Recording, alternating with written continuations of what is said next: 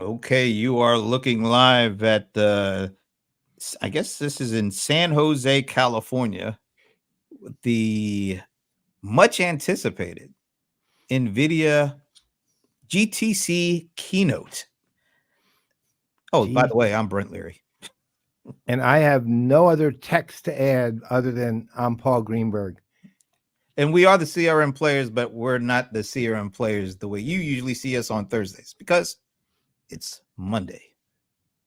Oh my God, Yeah, another universal conundrum. yeah, just exactly that. But anyway, this is the first watch party we've done in 2024. And it's not even like a CRM or a CX kind of company. How did this happen? I actually don't know because the last watch party we attempted was the Apple one, and we got dinged for that by YouTube. They considered that a violation of what? I have no idea. Yeah, I don't know, but and we don't know what will happen with this, but at least for the time being, we are anxiously awaiting the beginning of the Nvidia GTC conference 2024 keynote with Jensen Huang. You know, everybody, I have to say this. We've gone to a lot of events over the decades at this point. Mm-hmm. And we've seen like Dreamforce is probably the biggest event. I think they maxed out at 170,000, and everybody. I mean, that the lead up to that, everybody's talking about it. Now, I don't expect this to be as big in terms of the number of people, but the anticipation for this, because of what Nvidia means to the AI era, if the whole foundation of all these companies that we deal with and then some are built on the chips that these folks are producing. The build up to this has been really interesting. Well, I mean, it's bizarre too. It's okay. I'm a gamer, of course, and I have been for a long time, and I use Nvidia GPUs. I use Nvidia cards, and for me, of course, it's the only way to go. I'm not an AMD guy in the slightest, and these are powerful cards, and you can see like how they render things in almost real time at enormous frame rates and so on and so forth. And yet the chips that these guys are developing for like Gen AI and so on I mean, basically they're the power one chip embedded in whatever kind of card they use. I would put it this way, probably exceeds the power of their best gaming GPU by thousands of times. And you're talking about heavy duty power here. I Well, mean, but the funny thing is, those AI, the GPU AI chips they were making. Remember, I did the Stump the Godfather on you, and even you were kind of surprised at how big. We were talking what 70-pound chips. yeah, 70-pound chips. That's That's kind of crazy. highly caloric. Yeah.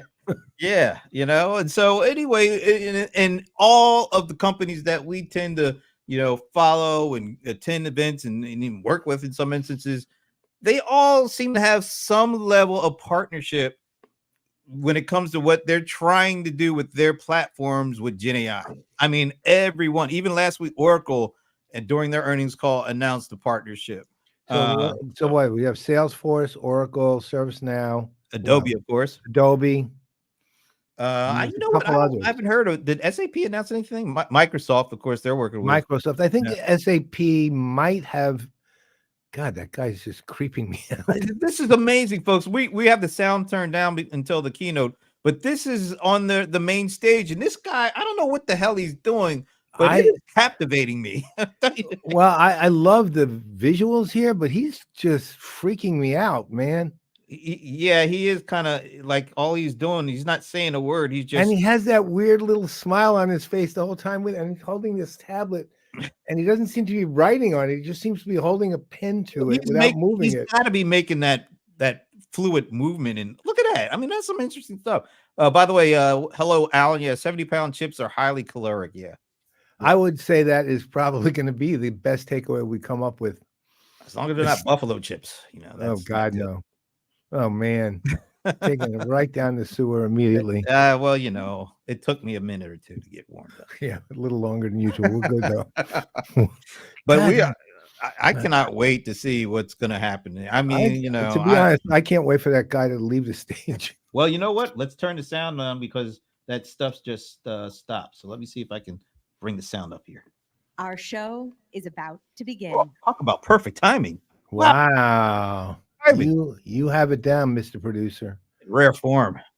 Mr. Producer has it down. That is the artist. Who? First of all, who is LinkedIn user, and then who is identify yourself, please? What's the artist's name? So apparently, that artist is drawing what we're seeing on the screen. I'm assuming is what LinkedIn user is talking about. Okay, here's some theatrics going on.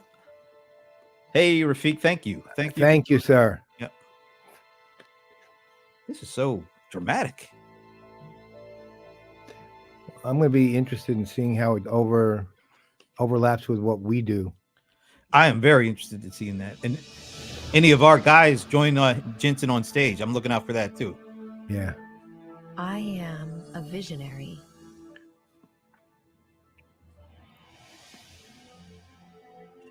Illuminating galaxies to witness the birth of stars. This is kind of cool. I'm already liking it. I'm wondering if that's the James Webb Telescope. Oh, we tagged the artist. Okay, our cool. understanding Thank you. Extreme weather events.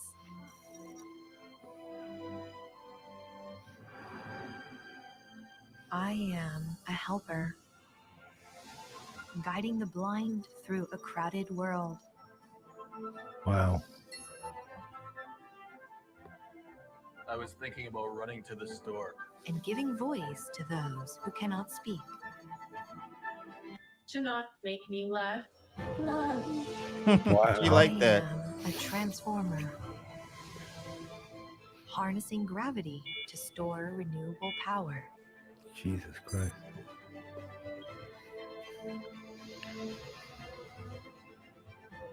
And paving the way towards unlimited clean energy for us all. I am a trainer, teaching robots to assist. Whoa. To watch out for danger.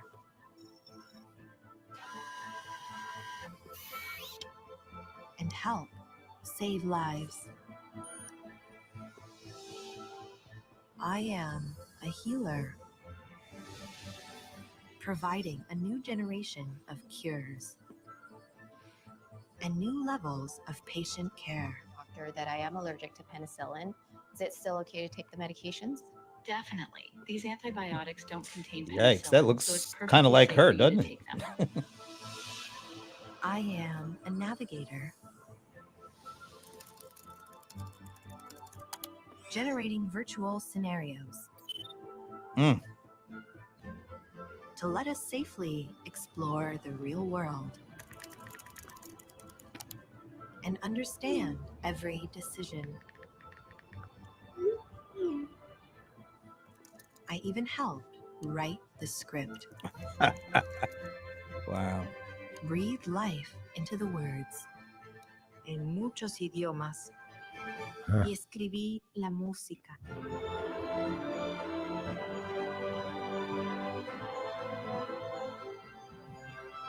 Man, this is so well done. You're not kidding. AI, brought to life by Nvidia, deep learning, and brilliant minds That is everywhere.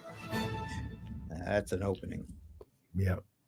That actually moved me. It actually literally moved me and inspired me to. That literally. Please welcome to the stage Nvidia founder and CEO Jensen Huang.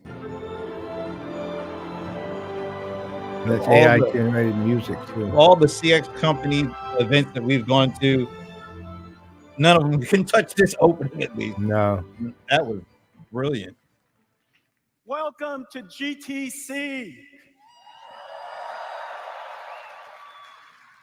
Damn. I hope you realize this is not a concert. You have arrived at a developers conference. There will be a lot of science described, algorithms, computer architecture, mathematics.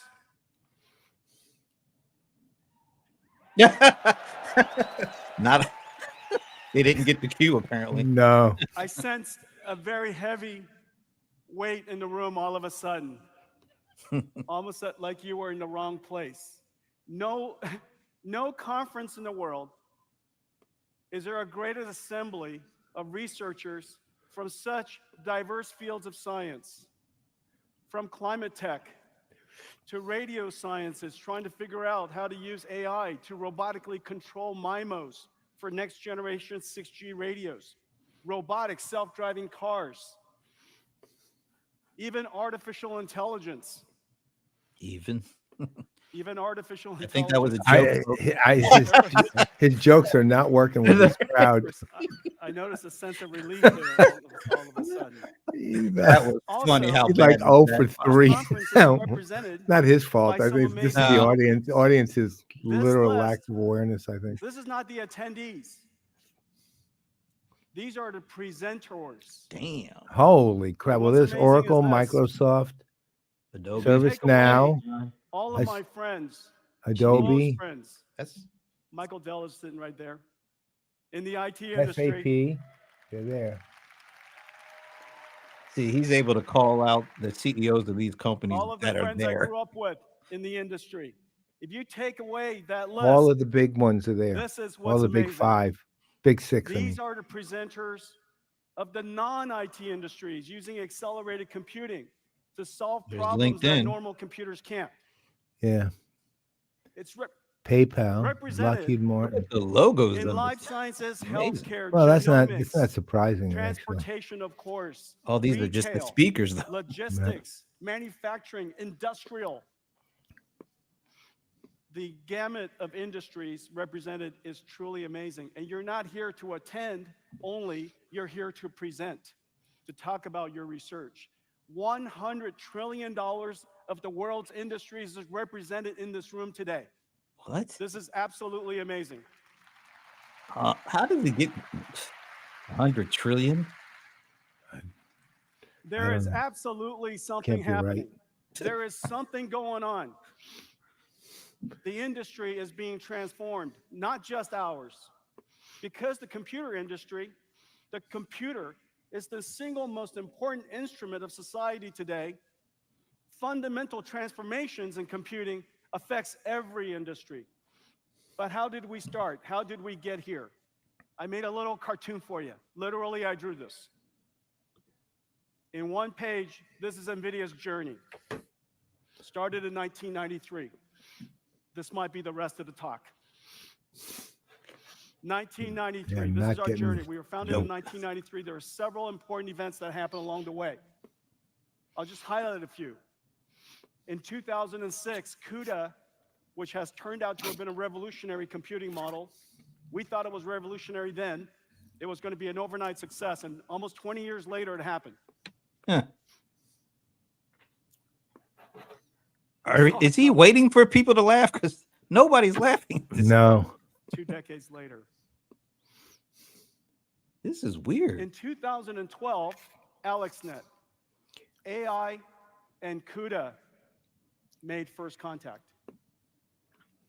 In 2016, recognizing the importance of this computing model, we invented a brand new type of computer. We called it DGX-1, 170 teraflops in this supercomputer. 8 Teraflops. GPUs Wow. connected together for the very first time. How big is I a hand teraflop? delivered the very first DGX-1 to a startup located in San Francisco called OpenAI. He got a clap for that one. Probably the audience are from the employees of OpenAI. DGX-1 was the The world's audience. first AI supercomputer. Remember, 170 teraflops. Gotta 2017, look up the teraflops. transformer arrived. 2022, ChatGPT captured the world's imaginations, have people realize the importance and the capabilities of artificial intelligence.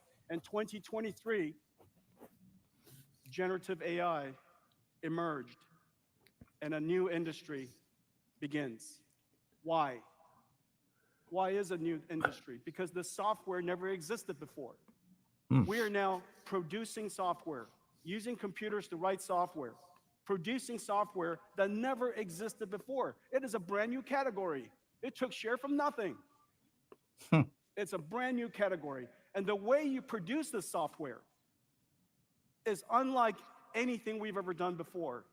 In data centers, generating tokens, producing floating point numbers at very large scale.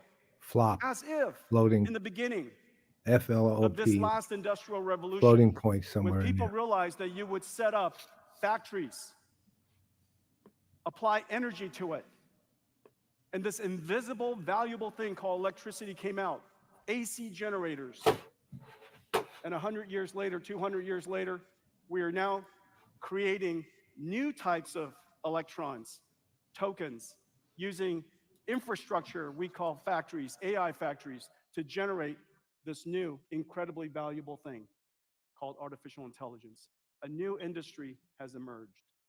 Yeah, floating Well, points. We're going to talk about Wow. many things about this new industry. It's big, Ed. You're right. We're going to talk about how we're going to do computing next. We're going to talk about the type of software that you build because of this new industry, the new software, how you would think about this new software. What about applications in this new industry? Yeah, now we're talking. And then maybe what's next? And how can we start preparing today for what is about to come next?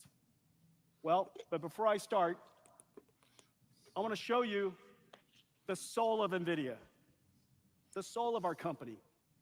At the intersection of computer graphics, physics, and artificial intelligence, all intersecting inside a computer in Omniverse, in a virtual world simulation. Everything we're going to show you today, literally everything we're going to show you today, is a simulation, not animation. It's only beautiful because it's physics. The world is beautiful.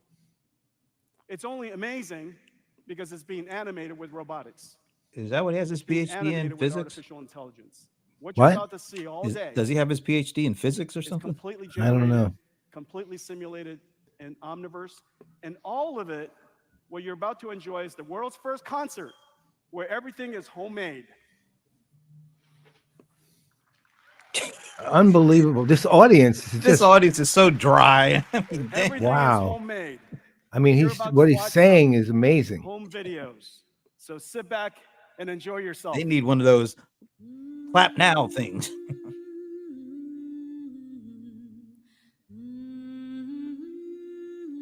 So this is all simulated. Yep. Every single one of these things is generated somehow. Wow, that looks beautiful.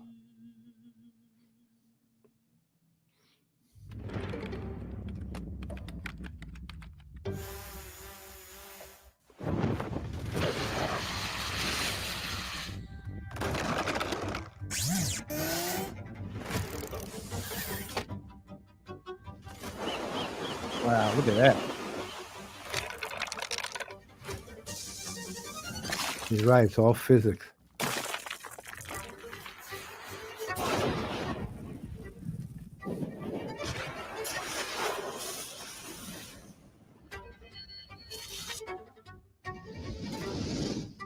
Keep in mind, the music is generated by the AI too. Everything, yeah. Yep.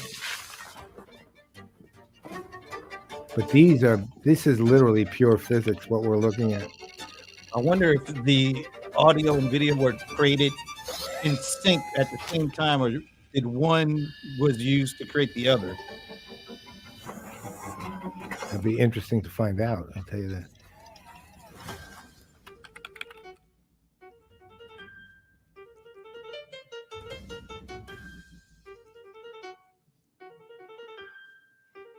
This is really something.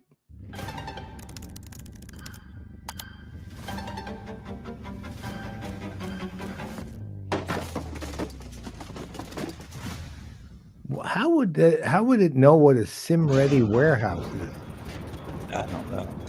And sim-ready was capital S, capital R, and one word. Seems peculiar. That looked like it was an Adobe Premiere Pro.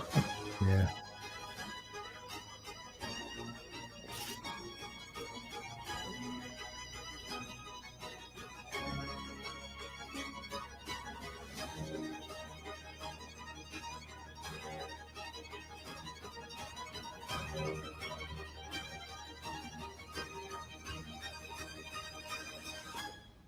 Wow, that is some really beautiful stuff. Look at that. Yeah, and just think the gamers get a little tiny piece of that.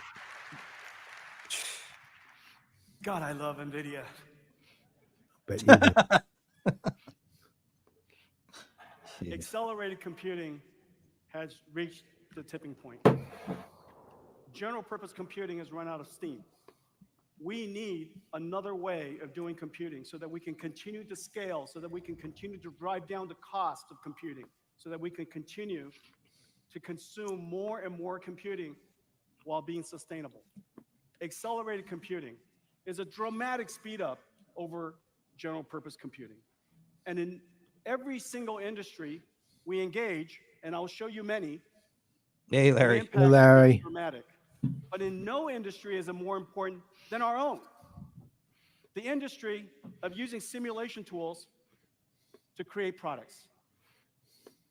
In this industry, it is not about driving down the cost of computing, it's about driving up the scale of computing.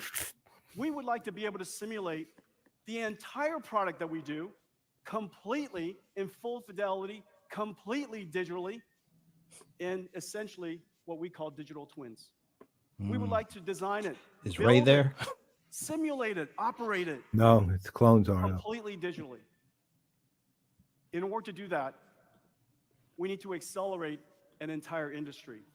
And today, I would like to announce that we have some partners who are joining us in this journey to accelerate their entire ecosystem so that we can bring the world into accelerated computing. But there's a bonus.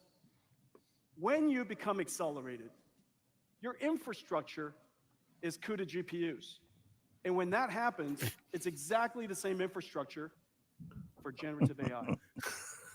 And so I'm just delighted to announce several very important partnerships. They're some of the most important Okay, here we companies in the go. world. Here we go. ANSYS does engineering simulation for what the world makes. We're partnering with them to CUDA accelerate the ANSYS ecosystem, to connect ANSYS to the Omniverse digital twin. Incredible. The thing that's really great is that the install base of NVIDIA GPU accelerated systems are all over the world, in every cloud, in every system, all over enterprises. And so the applications they accelerate will have a giant install base to go serve. End users will have amazing applications, and of course, system makers and CSPs will have great customer demand. Synopsys. Synopsys is NVIDIA's literally first software partner. They were there in the very first day of our company. Synopsys revolutionized the chip industry with high-level design.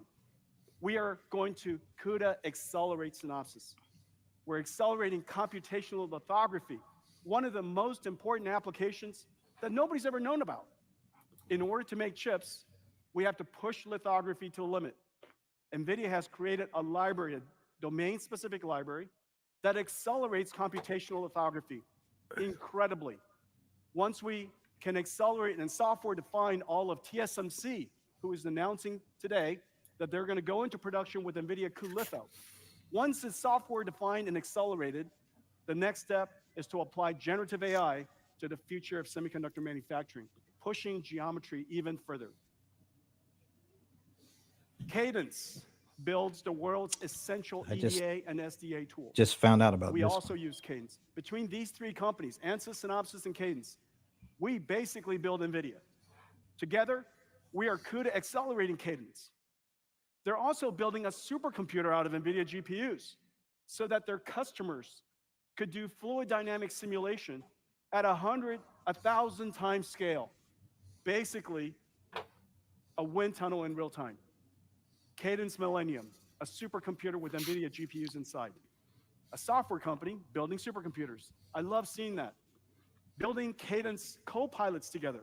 Imagine a day when Cadence could, Synopsys, ANSYS, tool providers, would offer you AI co-pilots so that we have thousands and thousands of co-pilot assistants helping us design chips, design systems. And we're also going to connect Cadence Digital Twin Platform to Omniverse. As you can see the trend here, we're accelerating the world's CAE, EDA, and SDA so that we could create our future in digital twins. And we're going to connect them all to Omniverse, the fundamental operating system for future digital So twins. Omniverse is their metaverse, basically, right? One of the Yeah, industries well, that yeah, a benefited little more, I tremendously think. from Yeah, scale, but that's and you the know, marketing. you all know this one Yeah. very well, large language models. Here we go. Basically, after the transformer was invented, we were able to scale large language models at incredible rates, effectively doubling every 6 months. Peter flops. Now, how is it possible that by doubling every 6 months, that we have grown the industry, we have grown the computational requirements so far? And the reason for that is quite simply this. If you double the size of the model, you double the size of your brain, you need twice as much information to go fill it. And so every time you double your parameter count, you also have to appropriately increase your training token count. The combination of those two numbers becomes the computation scale you have to support. The latest, the state-of-the-art OpenAI model is approximately 1.8 trillion parameters. 1.8 trillion parameters required several trillion tokens to go train. Wow. So a few trillion parameters on the order of, a few trillion tokens on the order of, when you multiply the two of them together, approximately 30, 40, 50 billion, quadrillion floating point operations per second. Does Now, anybody some really CO understand what math that here, number just hang- means? Hang with me. No, when you You have get 30 after, billion frankly, if you get quadrillion. after 100,000, I'm Quadrillion is kind of like a lost. And so if you had a petaflop GPU, you would need 30 billion seconds to go compute, to go train that model. 30 billion seconds So is a petaflop approximately would be 1,000 years. 30 That is billion that. seconds So is 1,000 years. years, You hear what he just Yeah. It's worth it. I'm saying 1,000 trillion GPUs, floating point operations is I'd like per to do it second is sooner, a but it's worth petaflop. it. 1,000 trillion. this is like gibberish at It's this usually point. my answer when most people It's tell too me, "Hey, much. how long is it going to take to do something?" So I 20 agree, years. LinkedIn user. It's worth it. It's a real lot. But can we do it next week? And so This really is a 1,000 developers years, conference. 1,000 years. So what we need It's definitely different than what we're used are to. bigger GPUs. Well, I mean, I can't really be much of an analyst with it other than We just sort of watch it recognized this early on, because and we realized it's beyond that the my answer is to put a whole technical bunch of know-how. GPUs together. I'm waiting. Oh Of my course, God, we no, got look at that. along That the chip way, is an like 8 inventing millionth of tensor a cores, off. advancing NVLink so that we could create essentially virtually Yes, it giant was. systems Ishtar. and connecting them That's all pretty together good. with The amazing fact that you networks. know Ishtar A company called says a lot Mellanox about in you, Al. Broadband so that we could create these giant systems. And so DGX-1 was our The first version, biggest but it wasn't movie the flop last. of all time. We built supercomputers all along the way.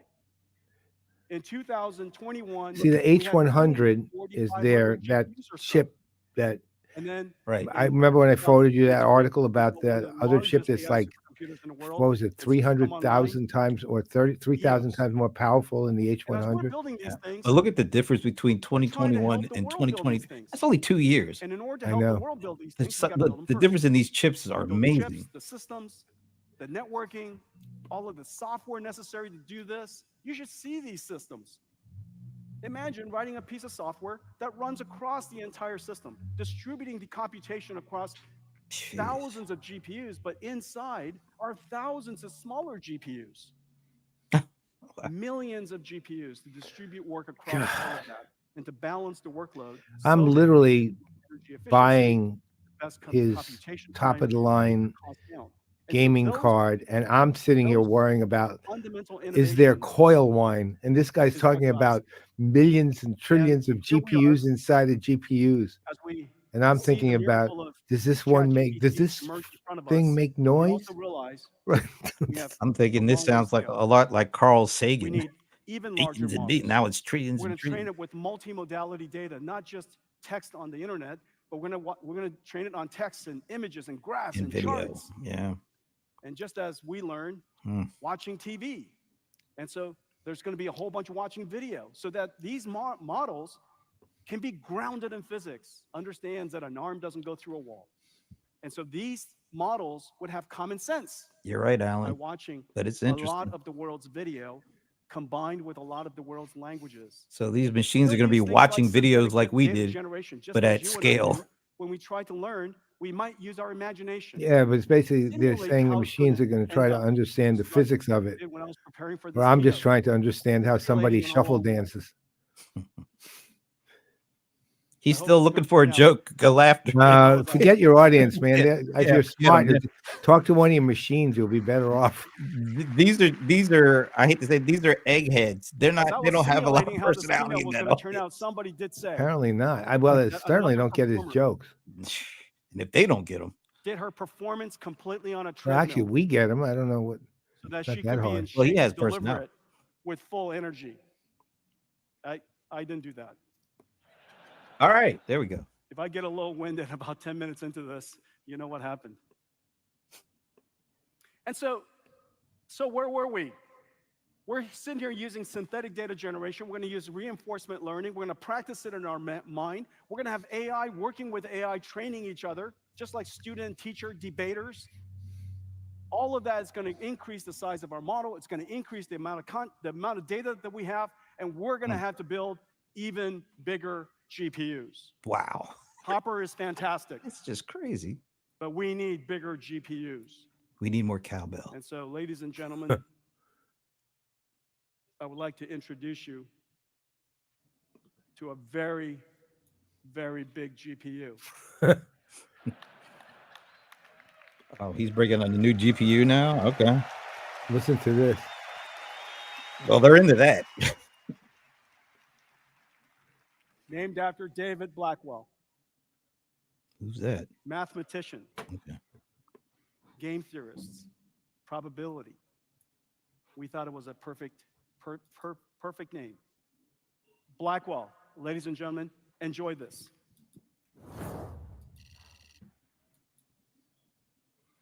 It would have been cool if he named after Prince or Doctor Who or something like that. 208 billion transistors.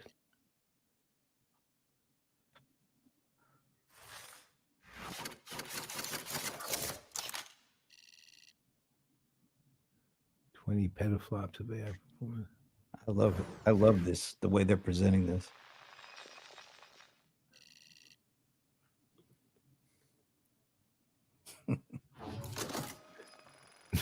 Terminator Salvation.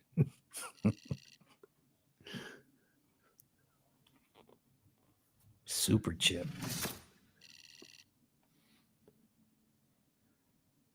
Wow. 80 petaflops of AI performance. InfiniBand Super, Nick. They're actually running the text a little too fast. I don't think they expect you to actually read all that. I'm trying to. I love the sound effects too.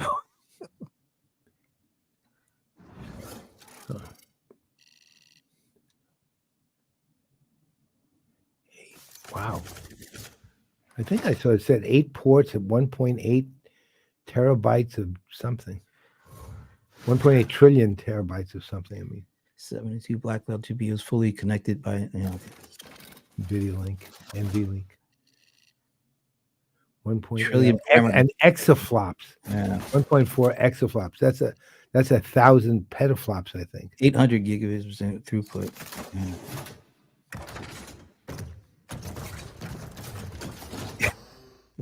Wow. Quantum. Oh, this is quantum. Now we're into quantum computing. So it reminds me of like NCIS with that. Yeah.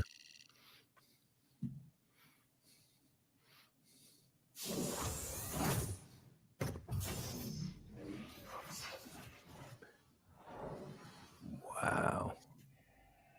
What in the hell is that? That's everything together, I guess.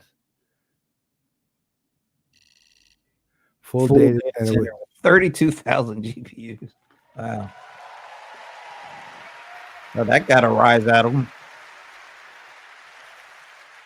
holy God, the scale on that is insane. Blackwell is not a chip. Blackwell is the name of a platform. People think we make GPUs, and we do, but GPUs don't look the way they used to. Here's the if you will, the heart of the Blackwell system, and this inside the company is not called Blackwell; it's just a number. And this is Blackwell sitting next to, this is the most advanced GPU in the world in production today. All right. This is Hopper. This is Hopper. Hopper changed the world. This is Blackwell. Dun, dun, dun. Not much bigger. No, but it does all that stuff. It's okay, Hopper. That's funny. You're very good. Good boy. Good boy, really. Yeah. This baby. 208 billion transistors, and so you could see. Wow. I can see there's a small line between two dies. This is the first time two dies have abutted like this together in such a way that the two dies think it's one chip. There's 10 terabytes of data between it, 10 terabytes per second, so that these two sides of the Blackwell chip have no clue which side they're on. There's no memory locality issues, no cache issues. It's just one giant chip. And so when we were told that Blackwell's ambitions were beyond the limits of physics, the engineer said, so what? And so this is what So happened. what? And so this is the Listening to Blackwell Liz. chip, and it goes into two types of systems. The first one is form fit function compatible to Hopper. And so you slide on Hopper and you push in Blackwell. That's the reason why one of the challenges of ramping is going to be so efficient. There are installations of Hoppers all over the world, and they could be the same infrastructure, same design, the power, the electricity, the thermals, the software, identical, push it right back. And so this is a Hopper version for the current HGX configuration. And this is what the second Hopper looks like this. Now this is a prototype board, and Janine, could I just borrow? Ladies and gentlemen, Janine Paul. Who's she? I have no idea. And so this is a fully functioning board, and I'll just be careful here. This right here is, I don't know, $10 billion. The second one's 5. It gets cheaper after that. So any customers in the audience, it's okay. All right, but this one's quite expensive. This is the bring up board, and the way it's going to go to production is like this one here. Okay, and so you're going to take Got two eyes, a nose, and a it has mouth. 2 Blackwell It dies, does.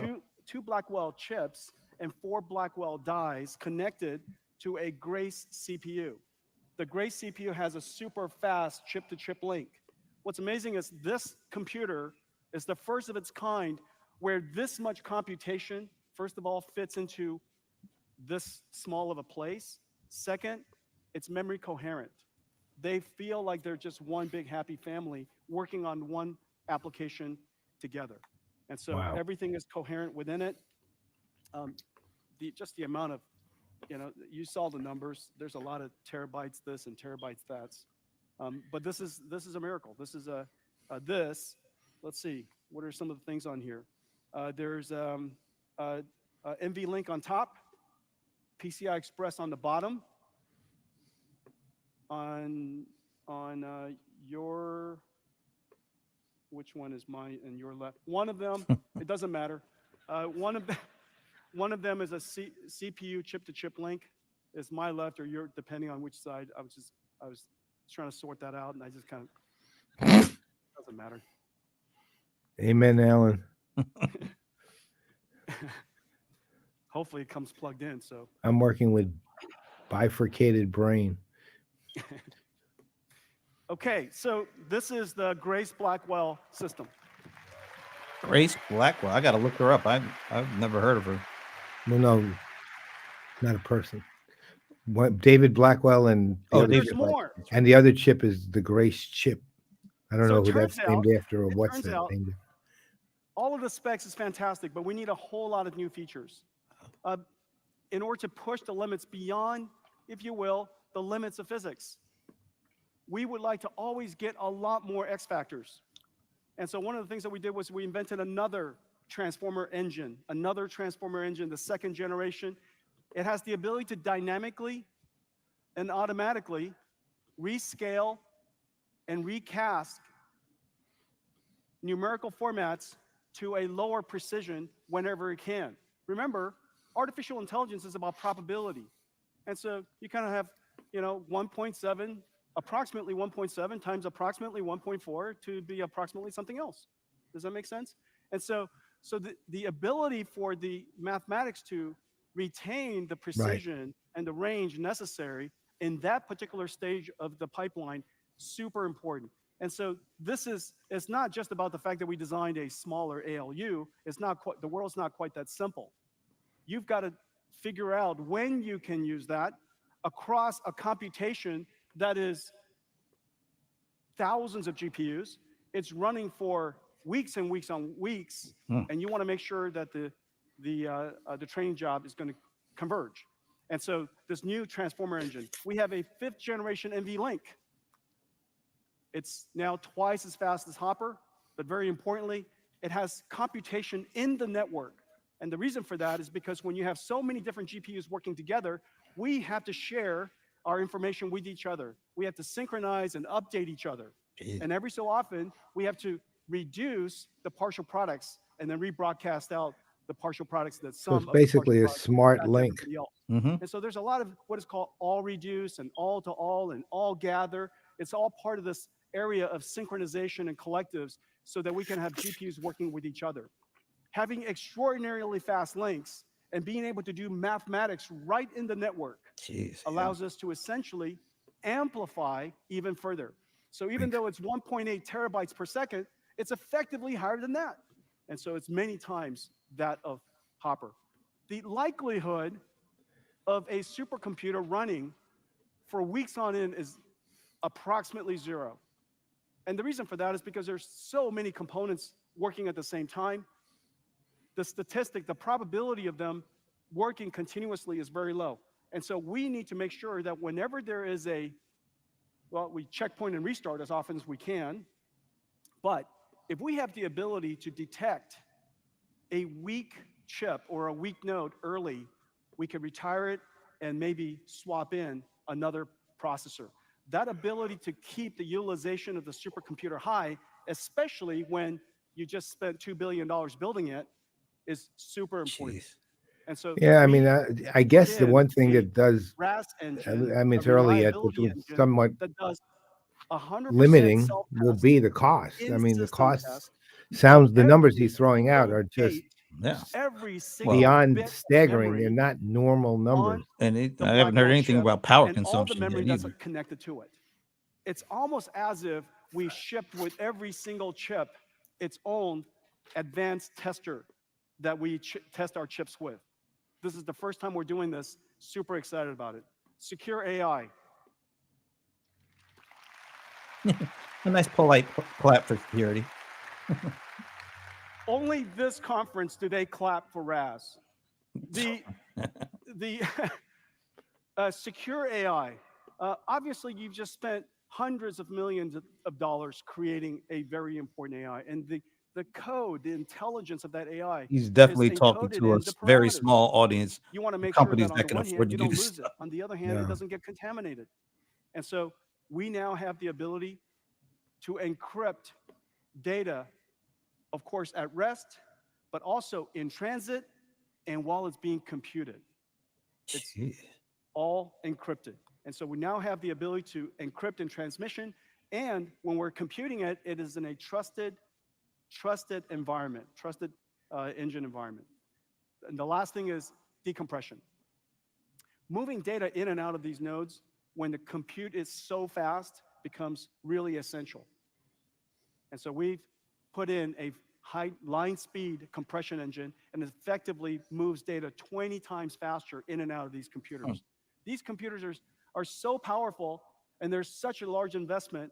The last thing we want to do is have them be idle. And so all of these capabilities are intended to keep Blackwell fed and as busy as possible.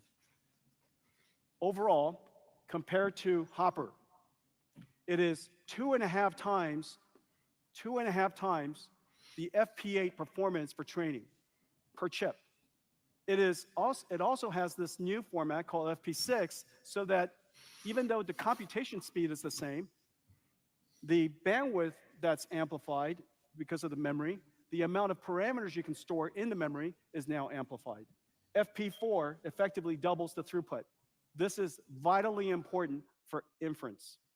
One of the things that is becoming very clear is that whenever you use a computer with AI on the other side, when you're chatting with the chatbot, when you're asking it to review or make an image, remember, in the back is a GPU generating tokens.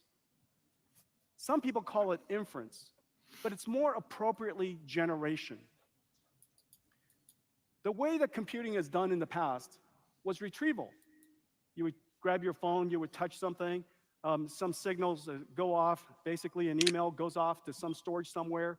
There's pre-recorded content, somebody wrote a story, or somebody made an image, or somebody recorded a video.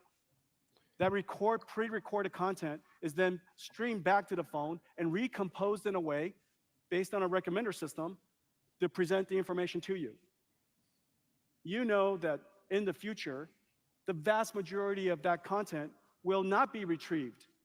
And the reason for that is because that was pre-recorded by somebody who doesn't understand the context, which is the reason why we have to retrieve so much content. If you can be working with an AI that understands the context, who you are, for what reason you're fetching this information, and produces the information for you just the way you like it, the amount of energy we save, the amount of networking bandwidth we save, the amount of wasted time we save will be tremendous. The future is generative, which is the reason why we call it generative AI, which is the reason why this is a brand new industry. The way we compute is fundamentally different. Man, I love the way he just broke that down. We created a processor for the generative AI era. And one of the most important parts of it is content token generation. We call it, this format is FP4. Well, that's a lot of computation. 5x the token generation, 5x the inference capability of Hopper seems like enough. But why stop there? The answer is it's not enough, and I'm going to show you why. And so we would like to have a bigger GPU, even bigger than this one. jeez. And so we decided to scale it. And notice, but first, let me just tell you how we've scaled. Over the course of the last 8 years, we've increased computation by 1,000 times. 8 years, 1,000 times. Remember, back in the good old days of Moore's Law, it was 2x, well, 5x every, 10x every 5 years. That's easiest math. 10x every 5 years, 100 times every 10 years. 100 times every 10 years in the middle, in the heydays of the PC revolution. 100 times every 10 years. In the last 8 years, we've gone 1,000 times. We have 2 more years to go. And so that puts it in perspective. Jeez. The rate at which we're advancing computing is insane. And it's still not fast enough, so we built another chip. This chip is just an incredible chip. We call it the NVLink switch. It's 50 billion transistors. It's almost the size of Hopper all by itself. This switch chip has 4 NVLinks in it, each 1.8 terabytes per second. And it has computation in it, as I mentioned. What is this chip for? if we were to build such a chip, we can have every single GPU talk to every other GPU at full speed at the same time. That's insane.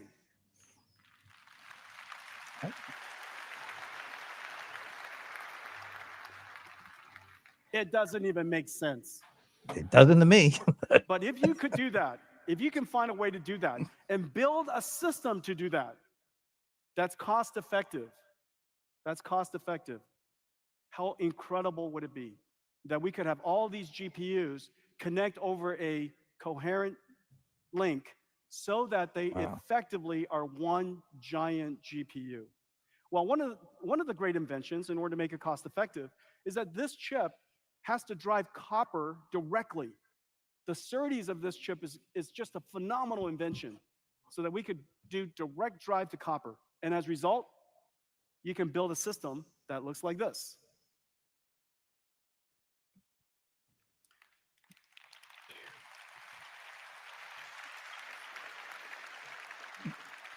Now this system is kind of insane. Kind of. This is one DGX. This is what a DGX looks like now. Remember, just 6 years ago, it was pretty heavy, but I was able to lift it. I delivered the first DGX-1 to OpenAI, and the researchers there. It's on, the pictures are on the internet, and we all autographed it. If you come to my office, it's autographed there. It's really beautiful. But you can lift it.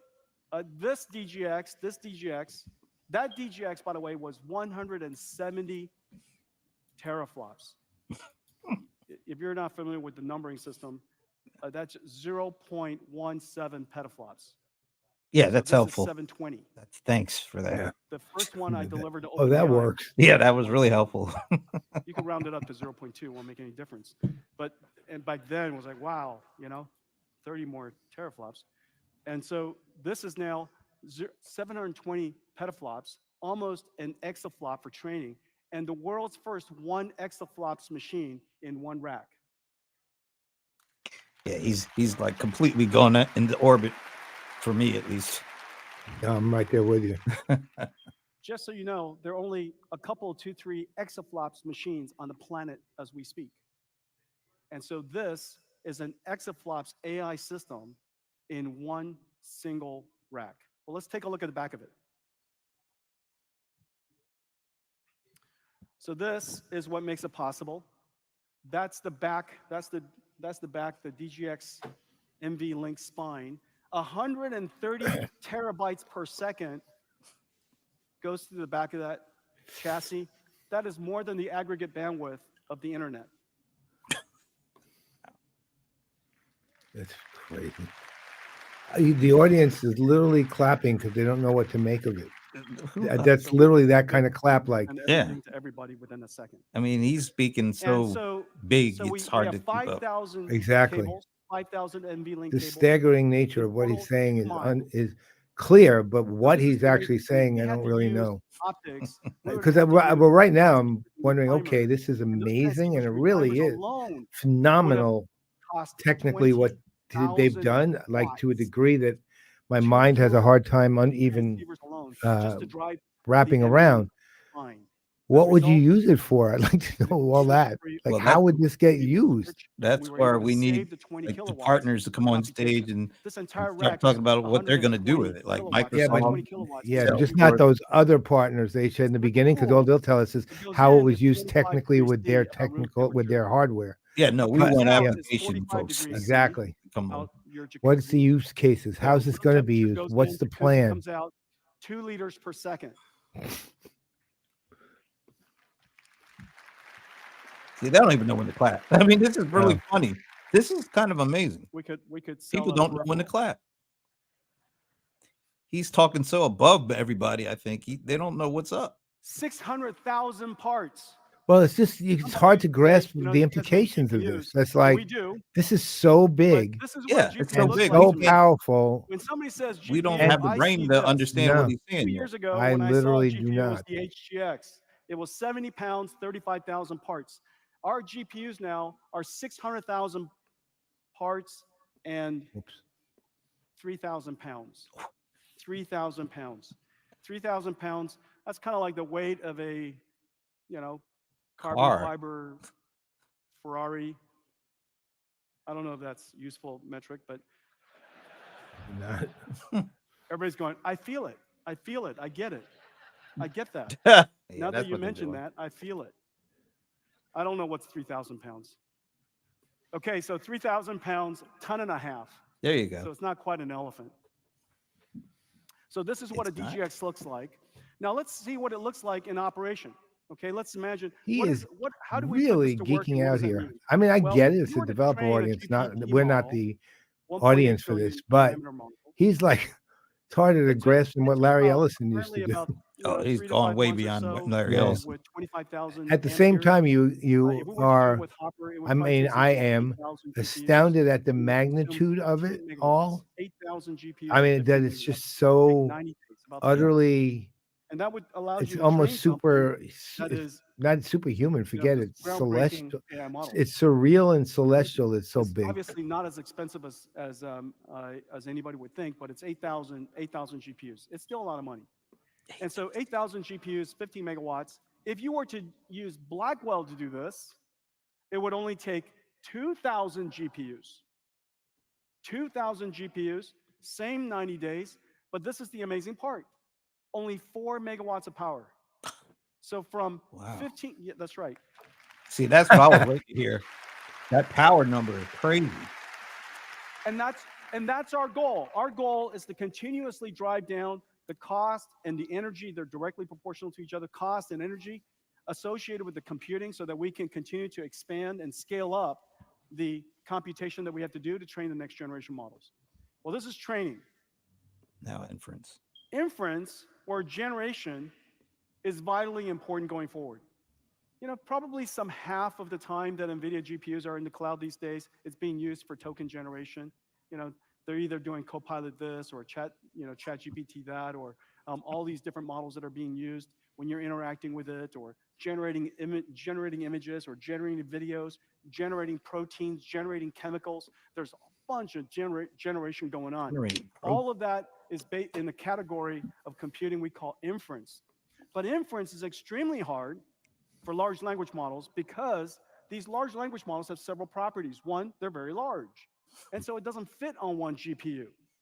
This is, imagine Excel doesn't fit on one GPU, and imagine some application you're running on a daily basis doesn't fit on one computer, like a video game doesn't fit on one computer. And most, in fact, do. And many times in the past, in hyperscale computing, many applications for many people fit on the same computer. And now, all of a sudden, this one inference application where you're interacting with this chatbot, that chatbot requires a supercomputer in the back to run it. And that's the future. The future is generative with these chatbots, and these chatbots are trillions of tokens, trillions of parameters, and they have to generate tokens at interactive rates. Now, what does that mean? Oh, well, 3 tokens is about a word.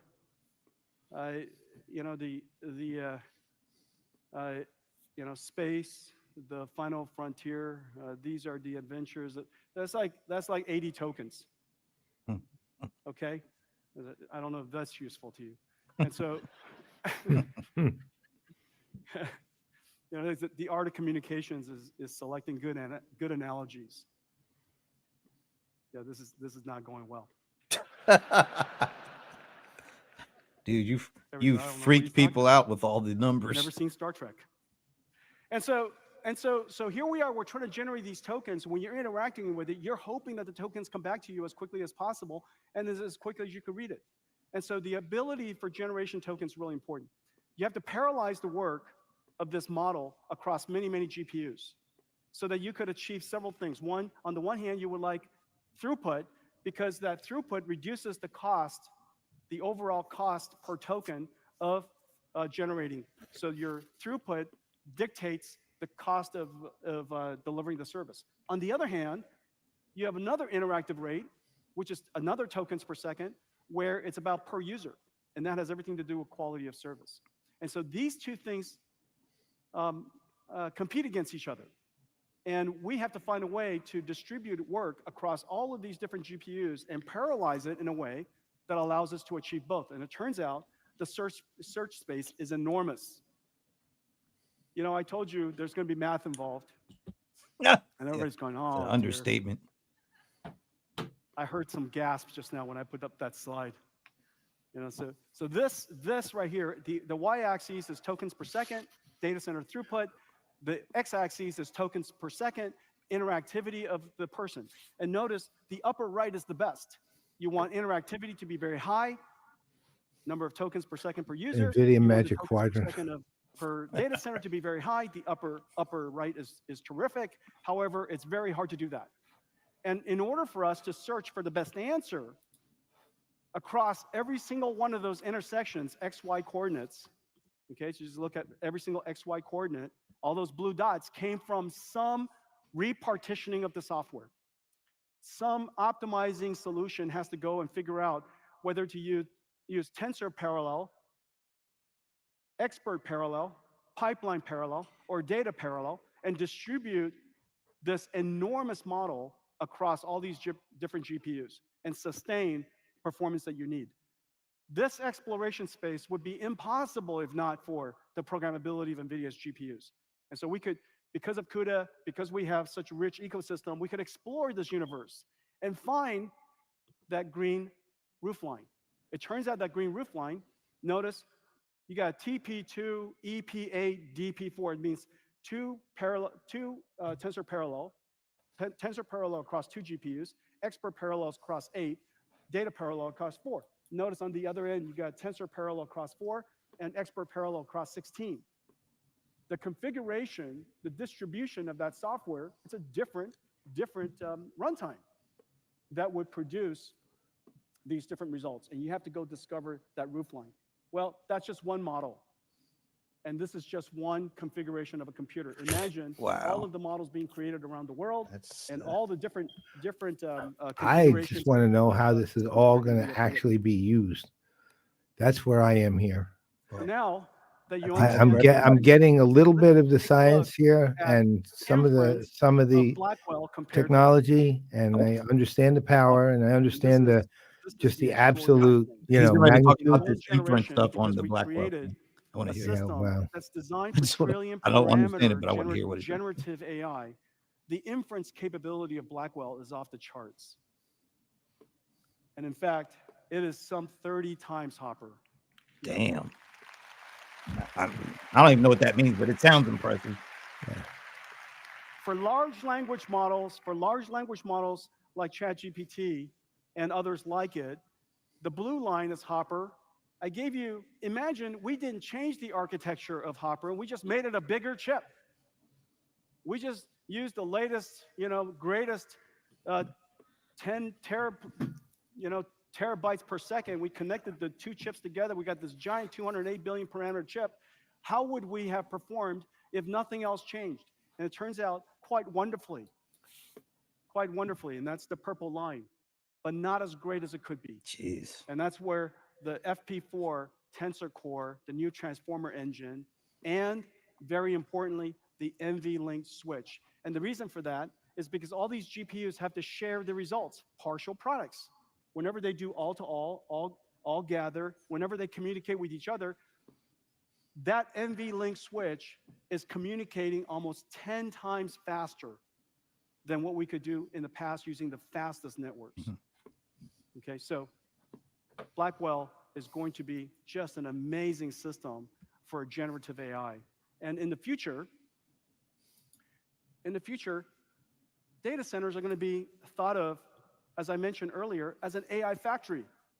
An AI factory's goal in life is to generate revenues, generate, in this case, intelligence in this facility, not generating electricity as in AC generators, but of the last industrial revolution and this industrial revolution, the generation of intelligence.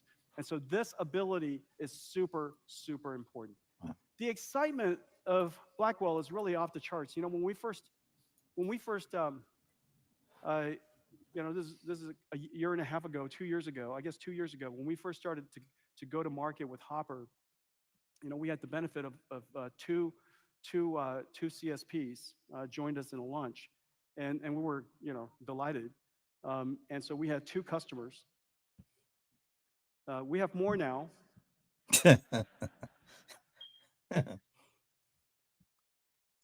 Oh, nobody gets. Oh it. my God! Come on. Okay, that's what it is. All right, they saw that. Okay. Like, man, these people are really slow Unbelievable here. excitement for Blackwell. Unbelievable excitement.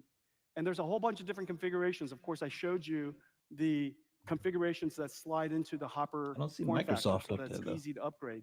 I showed you examples that are liquid cooled. This might be. They were up there, but this might be a different group. This is for the Oh, there's Blackwell. Azure on the top.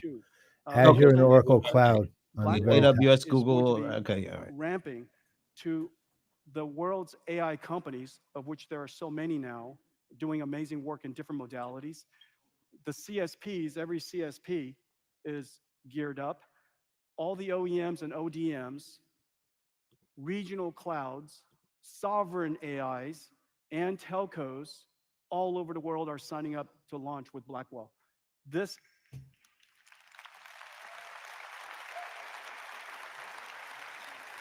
I think it's going to take a while for this stuff to sink in will for be even that audience. the What he's most talking about. successful product launch in our history, and so I can't wait to see that. I want to thank some partners that are joining us in this. AWS is gearing up for Blackwell. They're going to build the first GPU. So AWS got top billing. Building must out have a paid some money. 222 Might be it could be alphabetical. system. Just now Could when be. we animated. Could be. You're right. The digital Azure, twin, if you saw AWS. all of those. No, but clusters Microsoft down. Azure. By the way, Yeah. that is not just art. Google That should be is next if digital it's twin of what alphabetical. we're building. That's how big it's going to be. Besides infrastructure, we're doing a lot of things together with AWS. We're CUDA accelerating SageMaker AI. We're CUDA accelerating Bedrock AI. Amazon, Google, Amazon Robotics is Microsoft, working with Oracle. us, That order. using Yeah, the big NVIDIA guys. Omniverse If it's and alphabetical. ISIM. AWS Health has NVIDIA Or Health if it's market integrated leader, it's into it. So AWS, Azure, AWS and has Google, Right. and then really Oracle. leaned into Right. accelerated We'll see. computing. Google is gearing up for Blackwell. GCP already Yeah, has that's what it is. A100s, It's H100s, alphabetical. T4s, L4s, a whole This is fleet Google. of NVIDIA Yeah, CUDA Alphabet. GPUs. So, And they recently announced well, Alphabet is the before model that runs Amazon. across all of it. We're working No, to it's just optimize, it's company name. and accelerate Yeah, every aspect Alphabet. of GCP. No, well, they're Data still calling it processing, Google data though. processing, their data processing engines. You saw JAX, that they're using the Google XLA, logo. Vertex AI, and Mujoko for robotics. So we're working with Google and GCP across a whole bunch of initiatives. Oracle is gearing up. Okay, for yeah. Blackwell. Not, Oracle nope. is a great partner of ours Random. for NVIDIA DGX Cloud, and we're also working together to accelerate something that's really important to a lot of companies, Oracle database. Microsoft is accelerating. Okay, look at how big this. Microsoft is gearing up for Blackwell. All right. Microsoft and NVIDIA has a wide-ranging partnership. Remember they did We're that AI accelerating- chip we're accelerating all computer, kinds of the biggest services when you chat, AI obviously, computer or and, something like that? AI Yep. services that are in Microsoft Azure.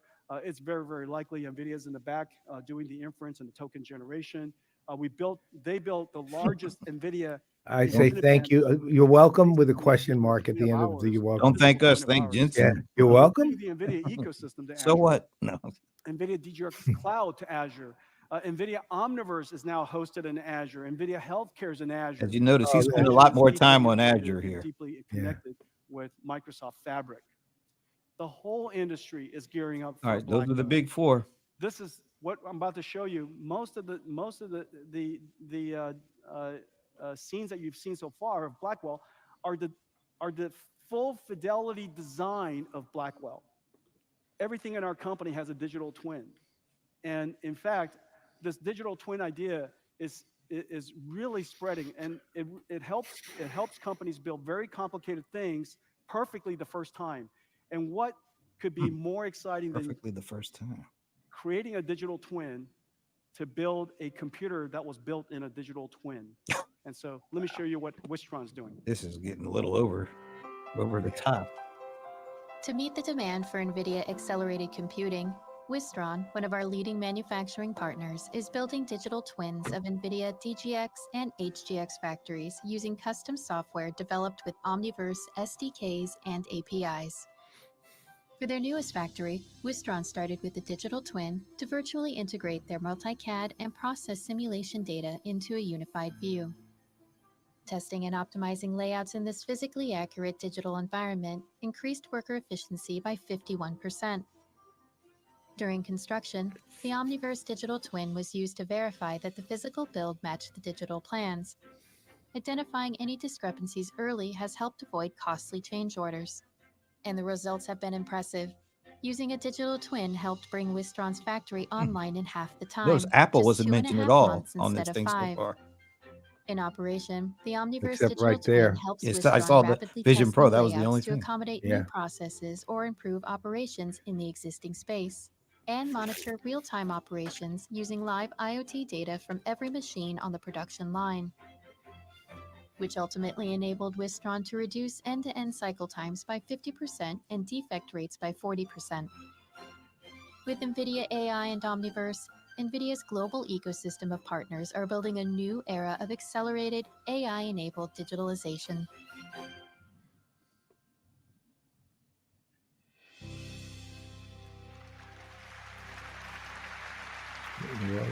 That's how we are. That That's place the is way it's standing going to be in room the only. future. We're going to manufacture everything digitally first, and then we'll I manufacture. wonder what the audience is. People ask me, how did it I start? don't think that convention center What is got you guys huge. so excited?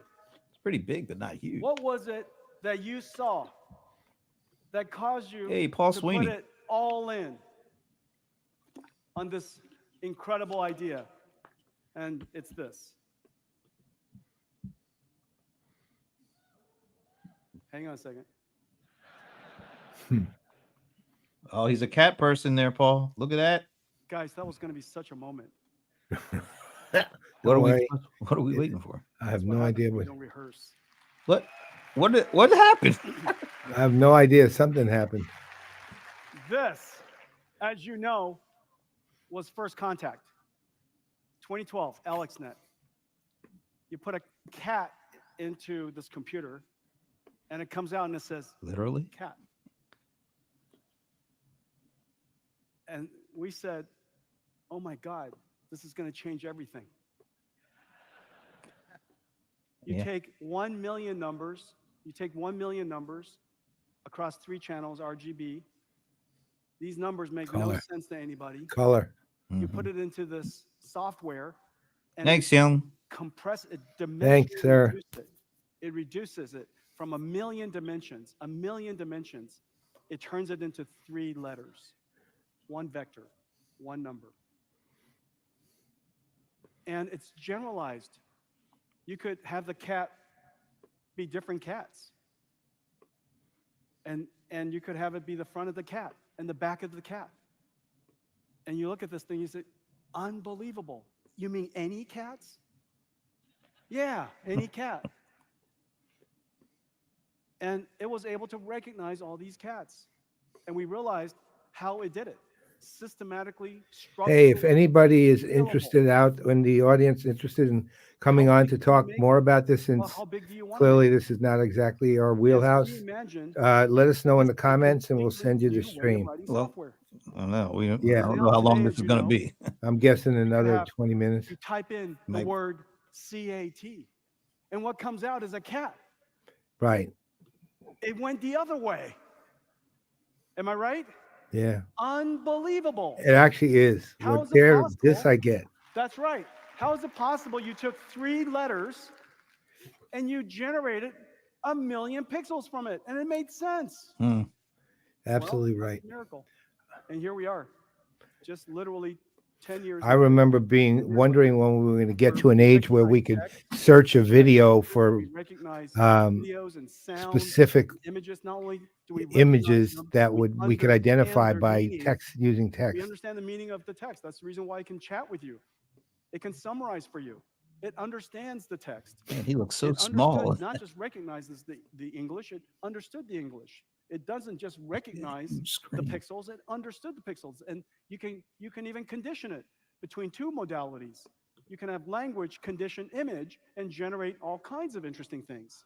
That's Well, got to be a if you can huge screen understand behind these him. things, what Yeah. else can you understand that you've The bottom of digitized? the screen, it said amino acid The reason why protein. we I'm started wondering with what text that was and all about. images is because we digitized those. But He's what else have mentioning we that digitized? that can be Turns out we generated too. digitized a lot of things: proteins and genes Here we and go. brain waves. Anything you can Brain digitize, so waves. long as there's structure, Brain we can waves. probably Yeah, learn no, some I get patterns it. from it. And if we can learn the patterns from it, we They're can actually understand doing its that now. meaning. I was And reading we an can article on understand that its in meaning, Wired just we recently. might be able to generate it as well. And so therefore, the generative AI revolution is here. Well, what else can we generate? Thoughts What else can we generate learn? activity, Well, one of the things physical we would love activity. to learn, we would love to learn, is we would love to learn climate. We would love to learn extreme weather. We would love to learn how we can Thanks, Paul. predict Understood. future weather at regional scales at sufficiently high resolution such that we can keep people out of harm's way before harm comes. Extreme weather cost the world $150 billion, surely more than that, and it's not evenly distributed. $150 billion is concentrated in some parts of the world, and of course, to some people of the world. We need to adapt, and we need to know what's coming. And so we're creating Earth 2, a digital twin of the Earth for predicting weather, and we've made an extraordinary invention called CorDiff. Well, it's The ability to use generative anticipating AI to predict the activity of weather complex and extremely chaotic high resolution. systems. Let's take a look. That's what he's talking about. As the Earth's climate changes, AI-powered weather forecasting is allowing us to more accurately predict and track severe storms, like Super Typhoon Chanthu, which caused widespread damage in Taiwan and the surrounding region in 2021. Current AI forecast models can accurately predict the track of storms, but they are limited to 25-kilometer resolution, which can miss important details. Nvidia's CorDiff is a revolutionary new generative AI model trained on high-resolution, radar-assimilated WRF weather forecasts and Era 5 reanalysis data. Using CorDiff, extreme events like Chanthu can be super-resolved from 25-kilometer to 2-kilometer resolution, with 1,000 times the speed and 3,000 times the energy efficiency of conventional weather models. By combining the speed and accuracy of NVIDIA's weather forecasting model ForecastNet and generative AI models like CorDiff, we can explore hundreds or even thousands of kilometer-scale regional weather forecasts to provide a clear picture of the best, worst, and most likely impacts of a storm. This wealth of information can help minimize loss of life and property damage. Today, CorDiff is optimized for Taiwan, but soon, generative supersampling will be available as part of the NVIDIA Earth 2 inference service for many regions across the globe. Yeah, I think Yoon has a comment about Watson. I think to his The point, weather company I is the remember trusted too, source of but global weather prediction. the difference We here are is the working together depth to of accelerate the detail weather simulation. of the First forecasted principles global weather based predictions, simulation. However, not just they're the also fact going that to they can integrate Earth anticipate. 2 CorDiff The so that depth they of can help detail. businesses and countries do That I regional, think in the amount of data and the ability to high-resolution compute weather it and prediction. learn from it So if you have some weather prediction you'd like to know, 10 years you'd ago like was to nothing do, compared to what reach he's out to talking the about weather now. company. Really exciting work. NVIDIA Healthcare. Something we started 15 years Okay, ago. here we We're go. super excited about this. This is an area where we're very, very proud. Whether it's medical imaging or gene sequencing or computational chemistry, it is very likely that NVIDIA is the computation behind it. We've done so much work in this area. Today, we're announcing that we're going to do something really, really cool. Imagine all of these AI models that are being used to generate images and audio, but instead of images and audio, because it understood images and audio, all the digitization that we've done for genes and proteins and amino acids, that digitization capability is now passed through machine learning so that we understand the language of life. The ability to understand the language of life, of course, we saw the first evidence of it with AlphaFold. This is really quite an extraordinary thing. After decades of painstaking work, the world had only digitized and reconstructed using cryo-electron microscopy or crystal X-ray crystallography. These different techniques painstakingly reconstructed the protein, 200,000 of them, in just what is it, less than a year or so, AlphaFold has reconstructed 200 million proteins, basically every protein, every living thing that's ever been sequenced. This is completely revolutionary. Well, those models are incredibly hard to use, incredibly hard for people to build. And so what we're going to do is we're going to build them. We're going to build them for the researchers around the world. And it won't be the only one. There'll be many other models that we create. And so let me show you what we're going to do with it.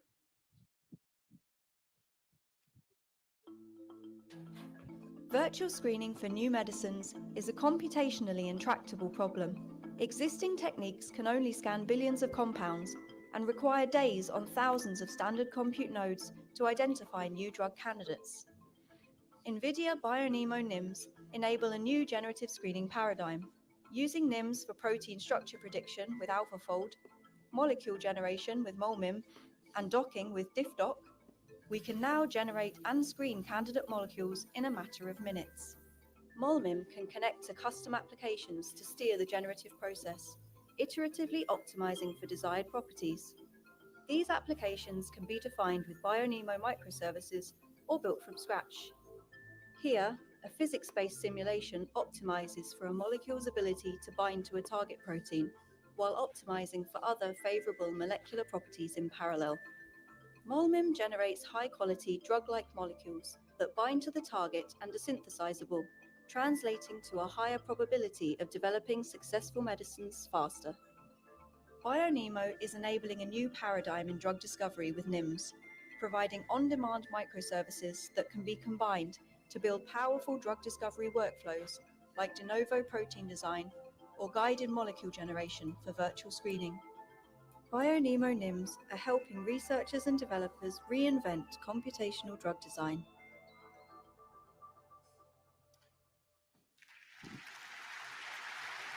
NVIDIA MolMIM, Core Diff, there's a whole bunch of other models, computer vision models, robotics models, and even, of course, some really, really terrific open source language models. These models are groundbreaking. However, it's hard for companies to use. How would you use it?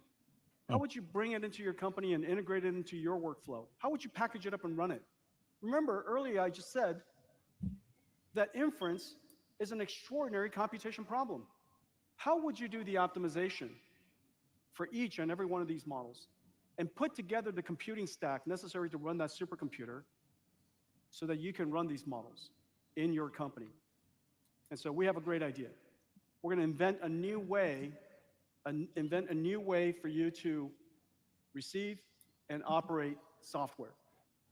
This software comes basically in a digital box. We call it a container. And we call it the NVIDIA Inference Microservice, a NIM. And let me explain to you what it is. A NIM, it's a pre-trained model, so it's pretty clever. And it is packaged and optimized to run across NVIDIA's install base, which is very, very large. What's inside it is incredible. You have all these pre-trained, state-of-the-art open source models. They could be open source. They could be from one of our partners. It could be created by us, like NVIDIA MolMIM. It is packaged up with all of its dependencies. So CUDA, the right version. cuDNN, the right version. TensorRT, LLM, distributing across the multiple GPUs. Triton Inference Server, all completely packaged together.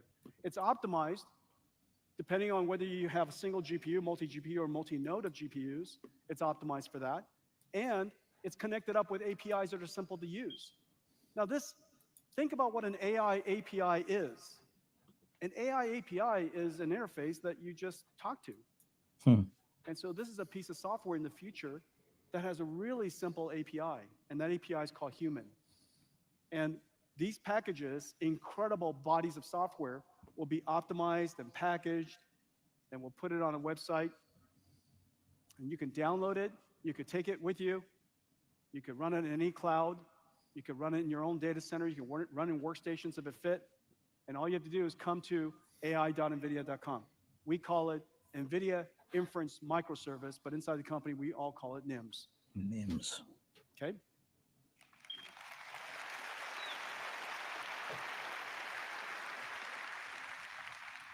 just imagine, you know, someday there's going to be one of these chatbots, and these chatbots is going to just be in a NIM, and you'll assemble a whole bunch of chatbots, and that's the way software is going to be built someday.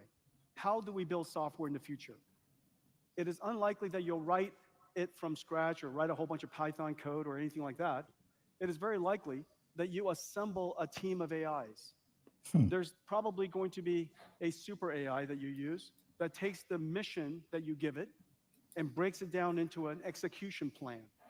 Some of that execution plan could be handed off to another NIM. That NIM would maybe understand SAP. The language of SAP is ABAP. It might understand ServiceNow. And it go retrieve some information from their platforms. It might then hand that result to another NIM who goes off and does some calculation on it. Maybe it's an optimization software, a combinatorial optimization algorithm. Maybe it's just some basic calculator. Maybe it's pandas to do some numerical analysis on it. And then it comes back with its answer, and it gets combined with everybody else's, and because it's been presented with, this is what the right answer should look like, it knows what right answers to produce, and it presents it to you. We can get a report every single day at top of the hour that has something to do with a build plan or some forecast or some customer alert or some bugs database or whatever it happens to be, and we could assemble it using all these NIMs. And because these NIMs have been packaged up and ready to work on your systems, so long as you have NVIDIA GPUs in your data center or in the cloud, this NIMs will work together as a team and do amazing things. And so we decided, this is such a great idea, we're going to go do that. And so NVIDIA has NIMs running all over the company. We have chatbots being created all over the place, and one of the most important chatbots, of course, is a chip designer chatbot. You might not be surprised, we care a lot about building chips. And so we want to build chatbots, AI co-pilots that are co-designers with our engineers. And so this is the way we did it. So we got ourselves a Llama 2. This is a 70B, and it's packaged up in a NIM.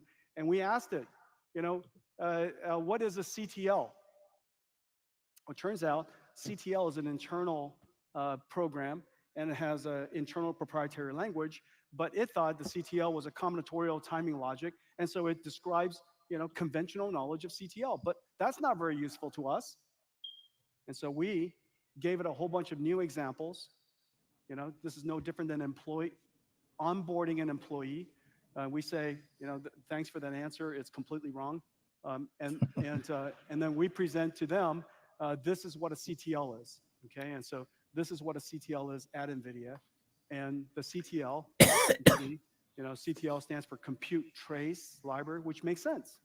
We're tracing compute cycles all the time, and it wrote the program. Isn't that amazing? I think most of us are overwhelmed at this point. Yeah. Trying to let this stuff sink in. This is what you can do with a NIM. First thing you can do with is customize it. I'm going to need an NV link to let this sink in. It helps you curate the data, preparing the data so that you can throw in a couple of NIMs while I read it. Fine-tune them. No, I'm pretty dim already. Thanks. Guardrail it. You can even evaluate the answer. This is its performance against. This is a discussion that's called with an audience of microservice theoretical enterprise architects, or to, I think it was Paul Sweeney's comment. What did he say? The promise of soap delivered today. Remember service-oriented architecture, right? Back in the day. Yeah. And what was going to replace it again? REST. REST was going to destroy soap. Second is to help you modify it. As it turned out, REST is all you need to get over being sick. You could deploy it. A good night's rest. Infrastructure called DGX That's Cloud. exactly right. Deploy it on-prem. You could deploy it anywhere you like. But this thing, he's been at this for almost an hour and a half. And so there's no way, even folks that are in the audience can't keep up and let all that stuff that he just talked about thinking, let alone mere mortals like us. Well, I think also it's not a problem because his audience is his audience, different audience. No, it's not a problem. Right, but no, I'm just saying, but the only thing that I understand what he's I The can other thing that you understand could these teach things at a them very to high do level, is and to but understand your he's proprietary information. down in the weeds to a Remember, point where I inside our just company, don't. the vast majority of our data is not Well, I on mean, the I cloud. guess it's It's just because inside our it company. doesn't It's been sitting there, mean much to my daily being life used all the time, directly. and So it's now the basically NVIDIA's been implications helping. of it are We would like massive to take that and data, probably mean a lot to my daily life, which is learn something its I would meaning, like we learned been the very meaning of almost interested to anything else hear, that but I we heard talk about. only a little of Learn that. its meaning, and Well, then the scale and the re-index scope that of what he's talking knowledge about into a new Yeah, type of is database it's called a hard vector for database. most of us to And so understand. you're I essentially Most, agree. and structured even data the or folks in that unstructured data. audience who You do this learn stuff its for a meaning. living, you You can tell encode its meaning they're so that trying to it becomes kind an of make AI it all sink database, in and and that AI understand it. If they're database trying to do that, in the future, once you you know, create it, you can I'm talk not to trying it. to do it tonight, And so let me give you an but it's example of what you interesting do. as hell. So suppose you've got a whole bunch of multi-modality data, and one good example of Well, that is PDF. So you take the PDF, you take all of your PDFs, all your favorite, the stuff that is proprietary to you, critical to your company. You can encode it just as we I encoded mean, what we can do cat. is wrap at 5:30, Word cat.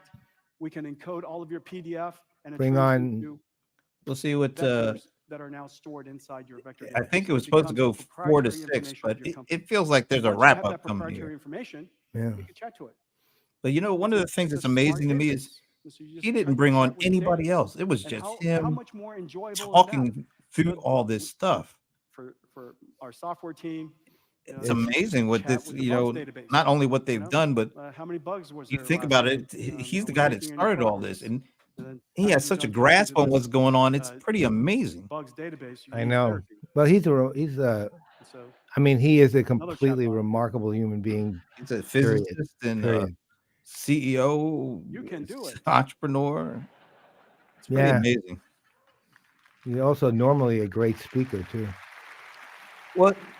But he's so effortless the way he's Okay, so Right. we coming up. call this Nemo Retriever. He's also and comfortable when his ultimately jokes his don't job fly. is to go Right. retrieve information as quickly as possible. His comfort zone You is just talk pretty to it. heavy. It's Hey, pretty show high. me this information. It goes, it brings it back to you. Do you mean this? You go, yeah, perfect. Okay, and so we call it the Nemo Retriever. Well, the Nemo service helps you create all these things, and we have all these different NIMs.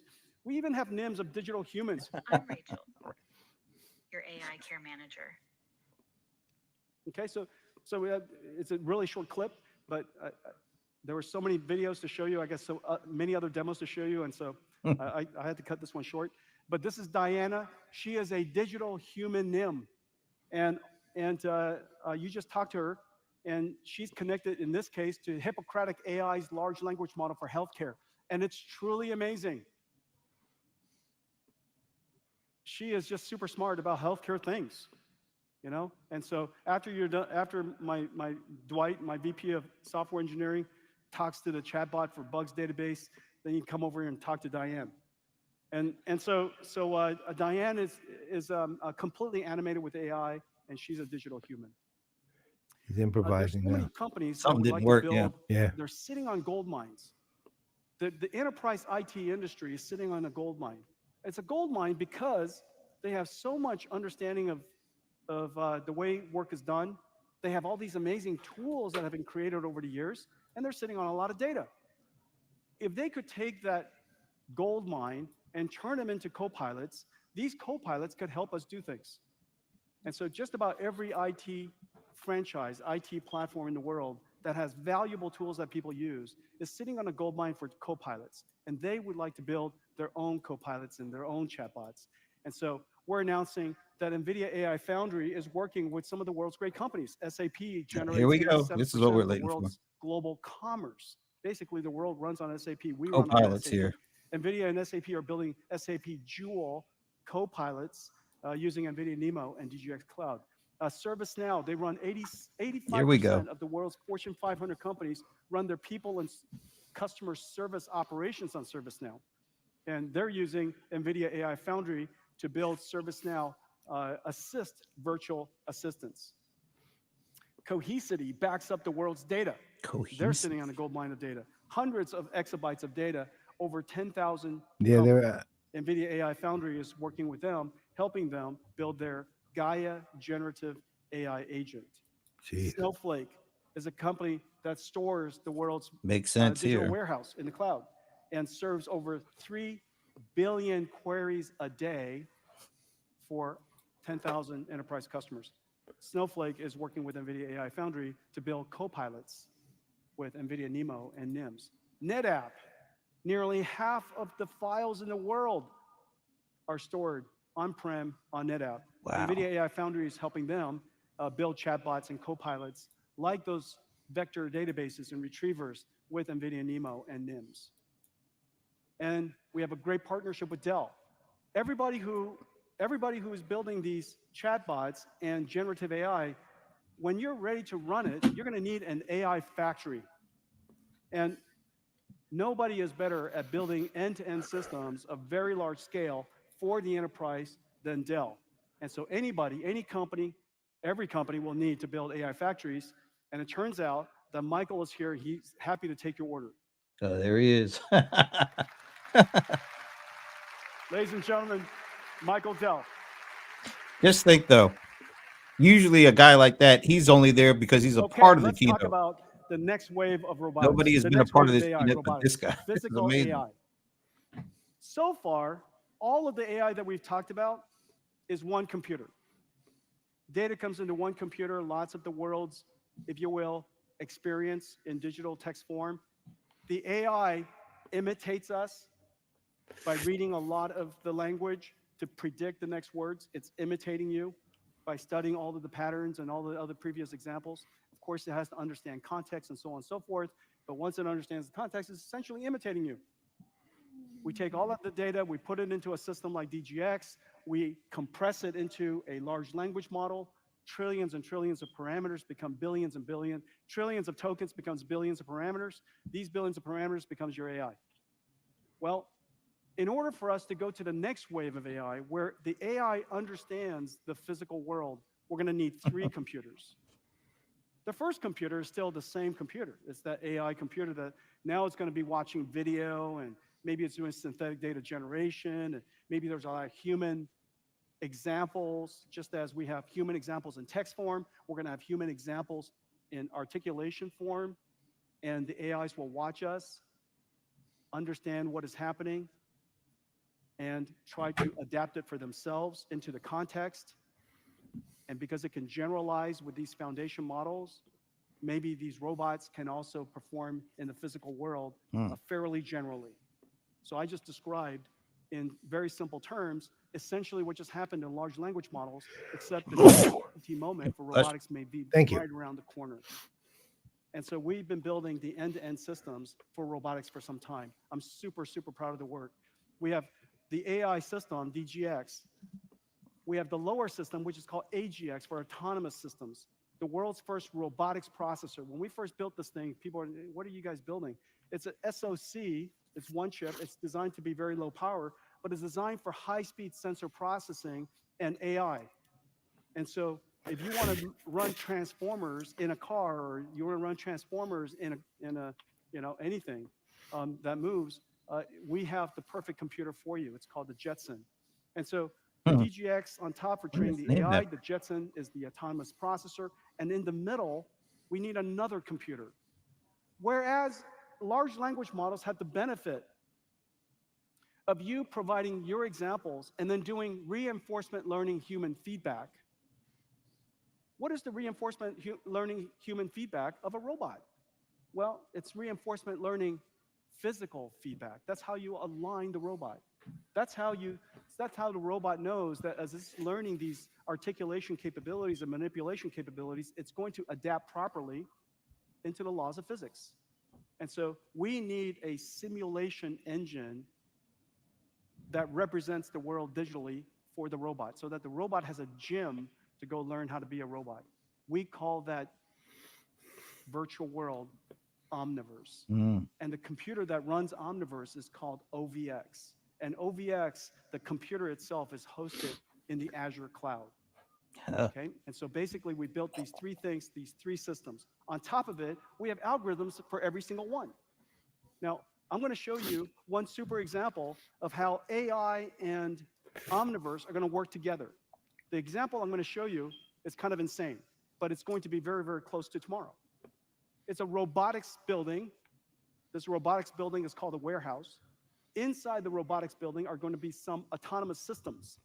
Some of the autonomous systems are going to be called humans, and some of the autonomous systems are going to be called forklifts.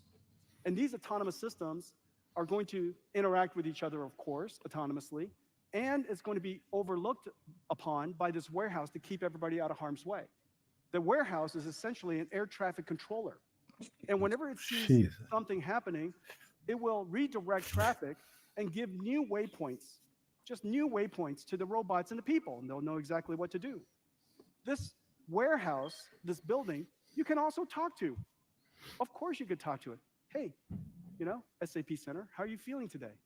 For example. And so you could ask the warehouse the same questions.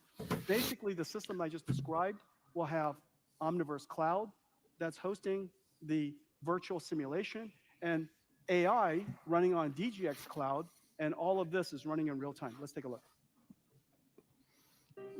The future of heavy industries starts as a digital twin. The AI agents helping robots, workers, and infrastructure navigate unpredictable events in complex industrial spaces will be built and evaluated first in sophisticated digital twins. This Omniverse digital twin of a 100,000 square foot warehouse is operating as a simulation environment that integrates digital workers, AMRs running the Nvidia Isaac Perceptor stack, centralized activity maps of the entire warehouse from 100 simulated ceiling mount cameras using Nvidia Metropolis, and AMR route planning with Nvidia cuOpt. Software in loop testing of AI agents in this physically accurate simulated environment enables us to evaluate and refine how the system adapts to real-world unpredictability. Here, an incident occurs along this AMR's planned route, blocking its path as it moves to pick up a pallet. Nvidia Metropolis updates and sends a real-time occupancy map to cuOpt, where a new optimal route is calculated. The AMR is enabled to see around corners and improve its mission efficiency. With generative AI-powered Metropolis Vision Foundation models, operators can even ask questions using natural language. The visual model understands nuanced activity and can offer immediate insights to improve operations. All of the sensor data is created in simulation and passed to the real-time AI, running as NVIDIA Inference Microservices, or NIMs. And when the AI is ready to be deployed in the physical twin, the real warehouse, we connect Metropolis and Isaac NIMs to real sensors with the ability for continuous improvement of both the digital twin and the AI models. Isn't that incredible? And so, wow, there's a lot going on here, man. A future facility, that I got. Warehouse, factory. I got it, but there's a lot going on there. Software defined. And so the software is running. How else would you test the software? So you test. I remember a much more primitive version of something semi-similar that Johnson & Johnson did with Coveo. Running their own autonomous robotic stack. And so the way you integrate software in the future, ICD in the future for robotic systems is with digital twins. It could identify in a production process of 3,000 plus points. If something went wrong in a production process, it could immediately identify which points in the process were problematic, what the problem was, and it could but then it wasn't automated from there on, right? From then on, it became a manual process. But the identification of the problem is something that existed at a smaller level for a long time. AI, and integrated it with the ability to chat USD. The language of our language is, human, and Omniverse's language, as it turns out, is universal scene description. And so that language is rather complex, and so we've taught our Omniverse that language. And so you can speak to it in English, and it would directly generate USD. And it would talk back in USD, but converse back to you in English. You could also look for information in this world semantically. Instead of the world being encoded semantically in language, now it's encoded semantically in scenes. And so you could ask it of certain objects or certain conditions and certain scenarios, and it can go and find that scenario for you. It also can collaborate with you in generation. You could design some things in 3D, it could simulate some things in 3D, or you could use AI to generate something in 3D. Let's take a look at how this is all going to work. We have a great partnership with Siemens Siemens is the world's largest industrial engineering and operations platform. Their You partners see now so many different and companies what they're in working the on industrial are kind of space. Heavy unparalleled. industries is one of the greatest final frontiers of IT. Advantage of And we finally now have enterprise scale necessary hardware. technology to go and Software make enterprise real impact. software Siemens companies. is building the industrial And data. metaverse. Right. Today we're announcing that Siemens is connecting their crown jewel accelerator to NVIDIA Omniverse. Let's take a look. Siemens technologies transform the everyday for everyone. Teamcenter X, our leading product lifecycle management software from the Siemens Accelerator platform, is used every day by our customers to develop and deliver products at scale. Now we are bringing the real and the digital worlds even closer by integrating NVIDIA AI and Omniverse technologies into Teamcenter X. Omniverse APIs enable data interoperability and physics-based rendering to industrial-scale design and manufacturing projects. Our customers, HD Hyundai, market leader in sustainable ship manufacturing, builds ammonia and hydrogen-powered ships, often comprising over 7 million discrete parts. With Omniverse APIs, Teamcenter X lets companies like HD Hyundai unify and visualize these massive engineering data sets interactively and integrate generative AI to generate 3D objects or HDRI backgrounds to see their projects in context. The result, an ultra-intuitive photoreal, physics-based digital twin that eliminates waste and errors, Wow. delivering huge savings in cost and time. And we are building this for collaboration, whether across more Siemens accelerator tools like Siemens NX or Star CCM+, or across teams working on their favorite devices in the same scene together. And this is just the beginning. Working with Nvidia, we will bring accelerated computing, generative AI, and Omniverse integration across the Siemens accelerator portfolio. See, this is the difference between what Zuck was talking about with that metaverse and somebody who actually has a real world use case for this stuff. Good friend of mine, Roland Bush, not just trying to make stuff up out of nothing. Siemens.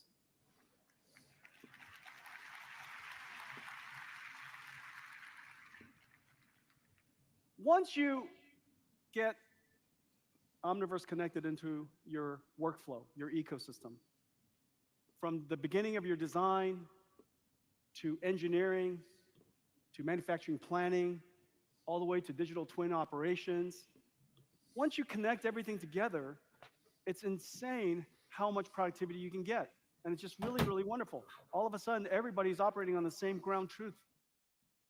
You don't have to exchange data and convert data, make mistakes. Everybody is working on the same ground truth. From the design department to the art department, the architecture department, all the way to the engineering and even the marketing department. Let's take a look at how Nissan has integrated Omniverse into their workflow. And it's all because it's connected by all these wonderful tools and these developers that we're working with. Take a look. That's right, Alan.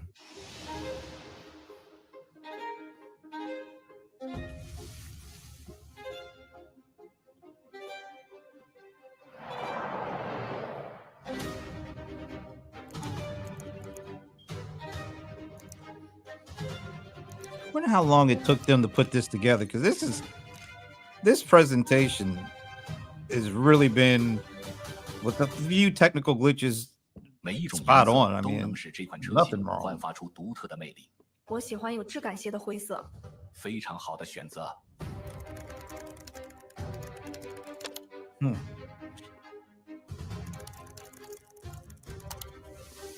Look at this. Jesus.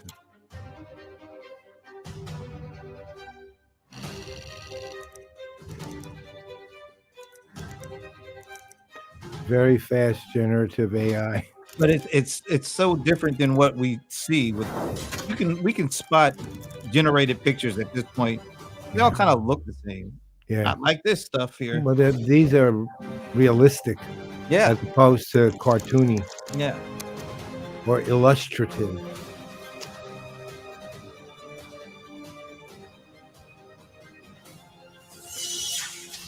You know, it's fascinating to me, even though it's only implied and has been sort of implied a little bit here, but it's also the biggest possible business use cases for virtual That was not virtual. an animation. That was I mean, Omniverse. for what do you call it? Today we're announcing that Omniverse The Cloud Vision Pro.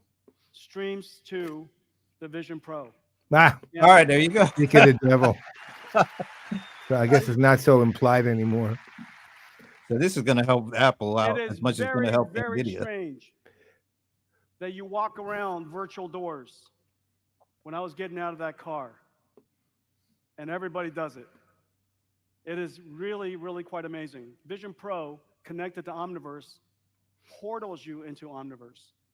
And because all of these CAD tools and all these different design tools are now integrated and connected to Omniverse, you can have this type of workflow. Really It's not an Apple Let's talk partner. about No, it's robotics. not like an Apple partnership. Everything that moves talking will about. be robotic. There's Just no question about that. Apple It's developer safer, it's tool more in the Vision convenient. Pro. And one of the largest industries is going to be automotive. That was We funny. build the That robotic was funny stack from coincidence. top to bottom, as I was mentioned. From the computer system, but in the case of self-driving cars, including the self-driving car application. At the end of this year, or I guess beginning of next year, we will be shipping in Mercedes, and then shortly after that, JLR. And so these autonomous robotic systems are software defined. They take a lot of work to do, has computer vision, has obviously artificial intelligence, control and planning, all kinds of very complicated technology, and takes years to refine. We're building the entire stack. However, we open up our entire stack for all of the automotive industry. This is just the way we work. The way we work in every single industry, we try to build as much of it as we can so that we understand it, but then we open it up so that everybody can access it. Whether you would like to buy just our computer, which is the world's only full, functional, safe ASIL-D system that can run AI, this functional, safe ASIL-D quality computer, or the operating system on top, or, of course, our data centers, which is in basically every AV company in the world. However you would like to enjoy it, we're delighted by it. Today, we're announcing that BYD, the world's largest EV company, is adopting our next generation. It's called Thor. Thor is designed for transformer engines. Thor, our next generation AV computer, will be used by BYD. Yay.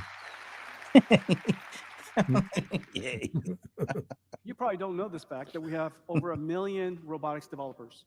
Yeah, I would thank you created for telling us Jetson, now. That would have been on robotics Stump the computer. Godfather if I wasn't The watching. amount of Yeah, that software would have goes been a on good top one. of it is insane.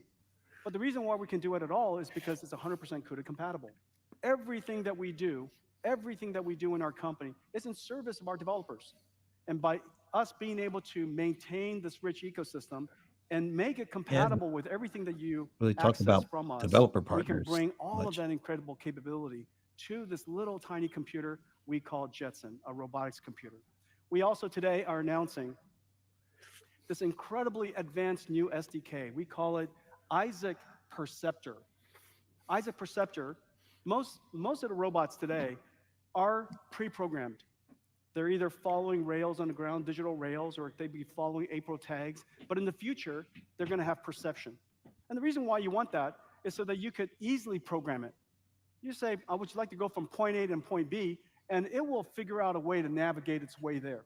So by only programming waypoints, the entire route could be adaptive.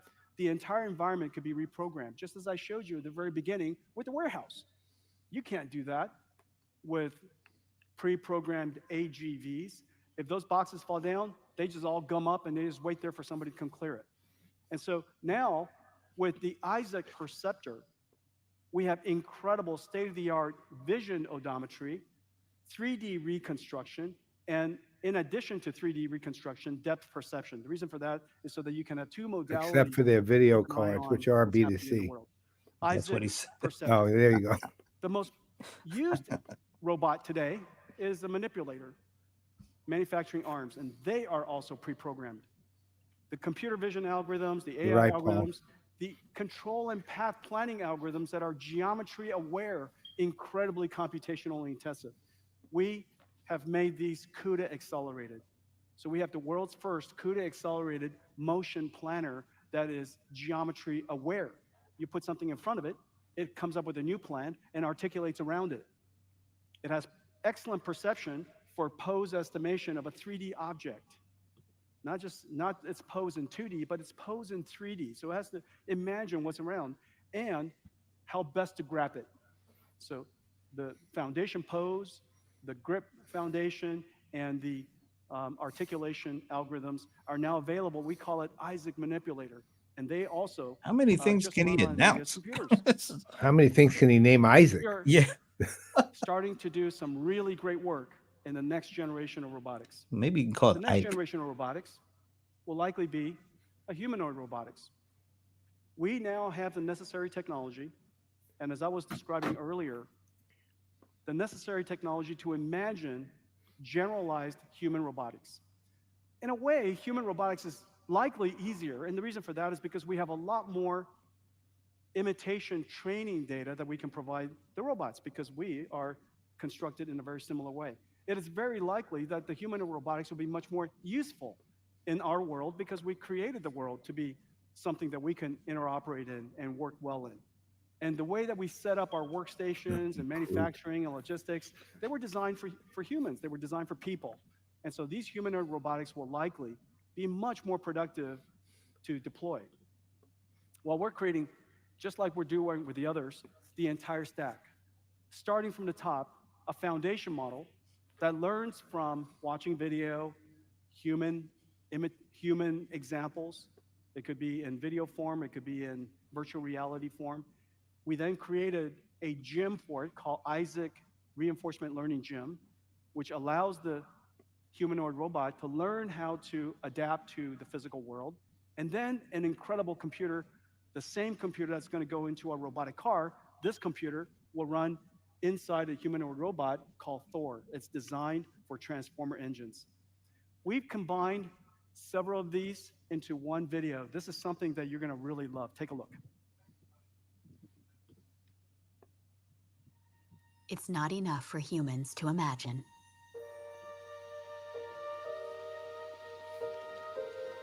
I wonder what year that We have was. to invent I don't know, but he knew Jerry Mathers.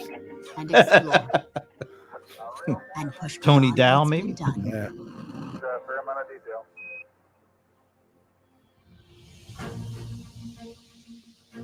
We create smarter and faster. We push it to fail so it can learn. We teach it, then help it teach itself. We broaden its understanding to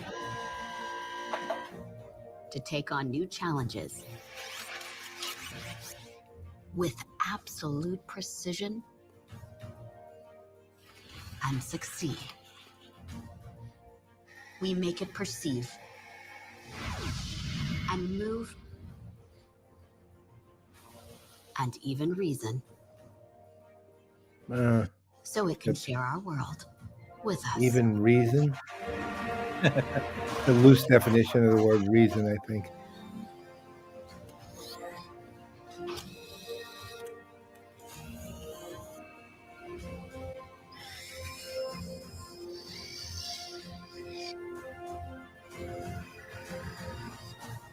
This is where inspiration leads us. The next frontier. This is NVIDIA Project Grid. Yeah, look at that thing. Take a look at Boston Robotics when you get a chance. I'm not sure how they differ particularly because I don't know the technologies behind them, but the Boston Robotics robots are more advanced than what we're looking at here. And past interactions They're amazing. and produces the next action for the And they're robot. very location We aware developed Isaac Lab, a robot and learning human application aware to train Groot on Omniverse Isaac and Sim. responsive. And we scale out with Osmo, a new compute orchestration service that coordinates The workflows DJI across Osmo. DJI No. systems I was going to say that. and DJI OVX Osmo, it's the systems for combination of simulation. the With these tools, we can train Groot in physically based simulation and transfer zero shot to the real world. The Groot model will enable a robot to learn from a handful of human demonstrations, so it can help with everyday tasks. and emulate human movement just by observing us. This is made possible with NVIDIA's technologies. Man, when they said this was going to be a 2-hour keynote, they weren't lying. Deploy them Yeah. directly to physical robots. Connecting Groot to a large language model. I love the names they're using, Thor and Groot. Yeah, it's like the Marvel That's comic exactly movie. what they're doing. It's the Marvel universe. Sure thing. Let's The high five. DC and the Marvel universes, I guess. Can you give us Well, some one of those he tools? called it the Jensen, so I think Sure. that was named Check this after out. him. I guess so.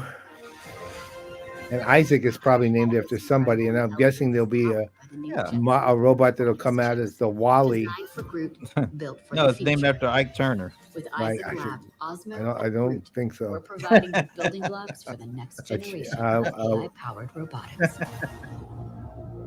Yeah, that would be the robot that I was slapped about to people. say an abusive robot. Yeah, we don't want that. Oh, okay. Here we go. Here are the robots. This is like Variant, but instead of Yeah, bots, these are About the same robots. size. Newton. That's right. Now, if they start dancing and break dancing and stuff, The soul of NVIDIA. The intersection of computer graphics, physics, artificial intelligence. It all came to bear at this moment. Oh well, The name that's of the it. project, They've taken it a General long way. Robotics 003. I know. Super good. Super good. Well, I think we have some special guests.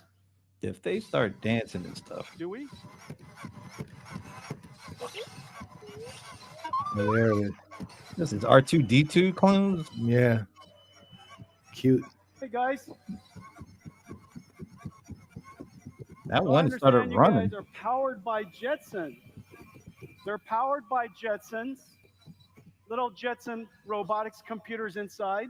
They learn to walk in Isaac Sim. Ladies and gentlemen, this is orange, and this is the famous green.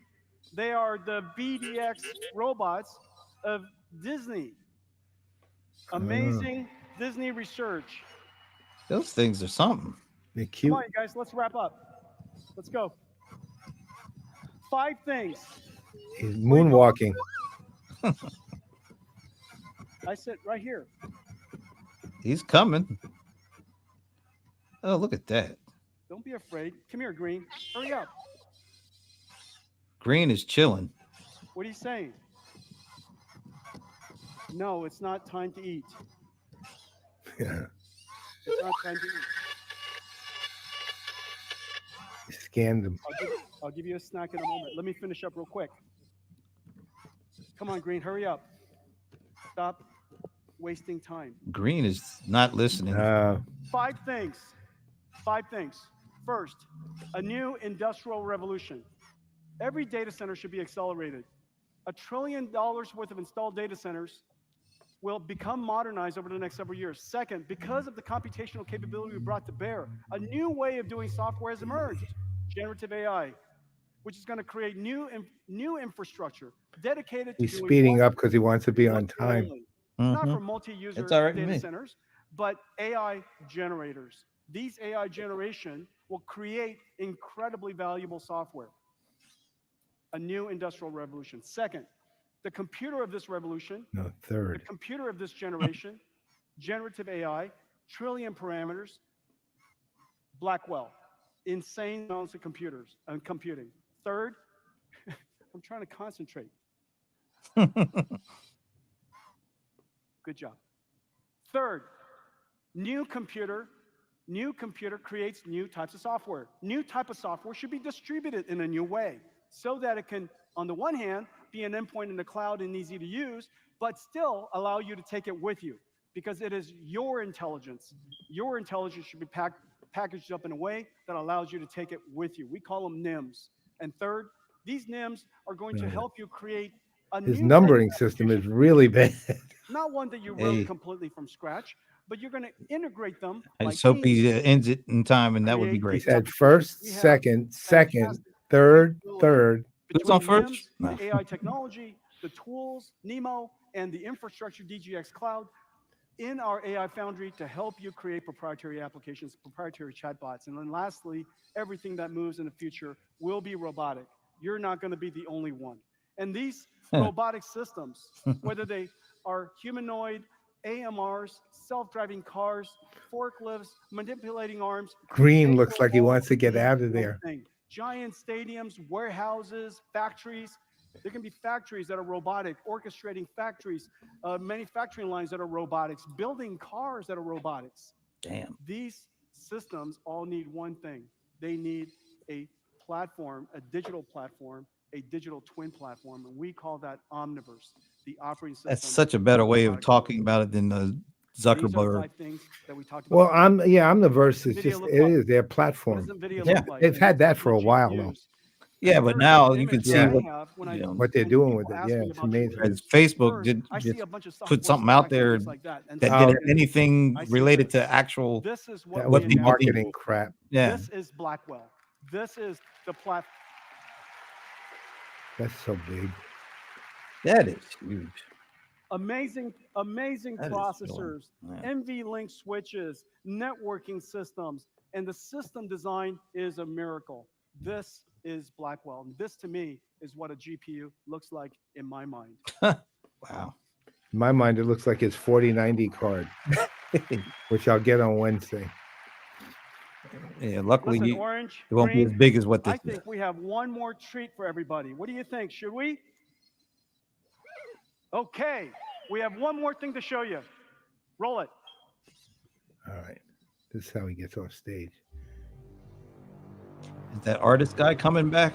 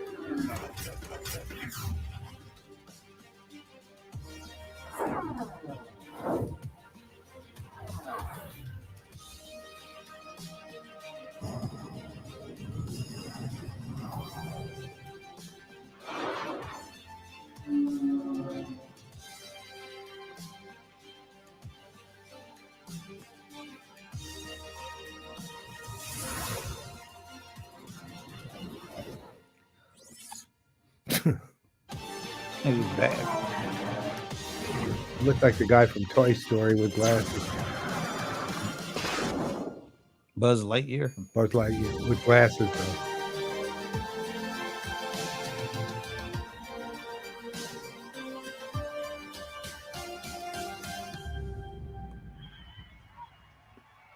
Thank you. Thank you. Have a great GTC. Thank you all for coming. Thank you. All right.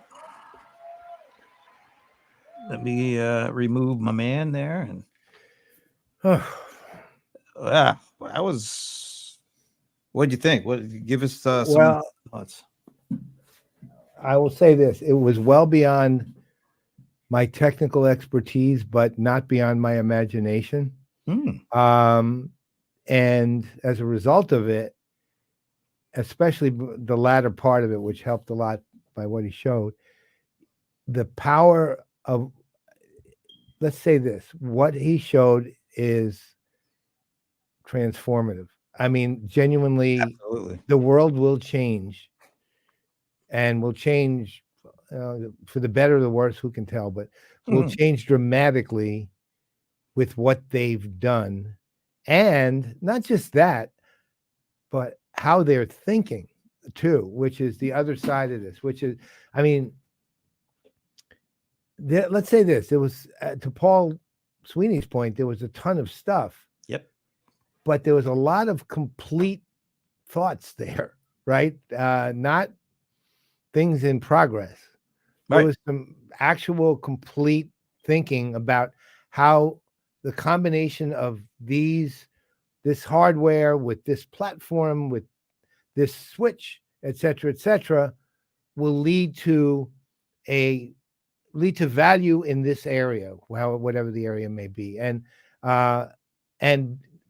again, when he was in the weeds, I was trying to look up the acronyms he was using, the SOC, and I had no idea what he was talking about there, but I understood the gist of it in a way that made me see this is literally mind blowing. And I guess, and last but not least, and then I'd love to hear what you're thinking, is again, very into weeds presentation, but at the same time, to your point in the private chat, a force of nature on the stage, right? The guy is it was a tour de force, right? The actual presentation, it was phenomenal what he went through and what he did and what Nvidia announced and how they're thinking about the world itself. So within that,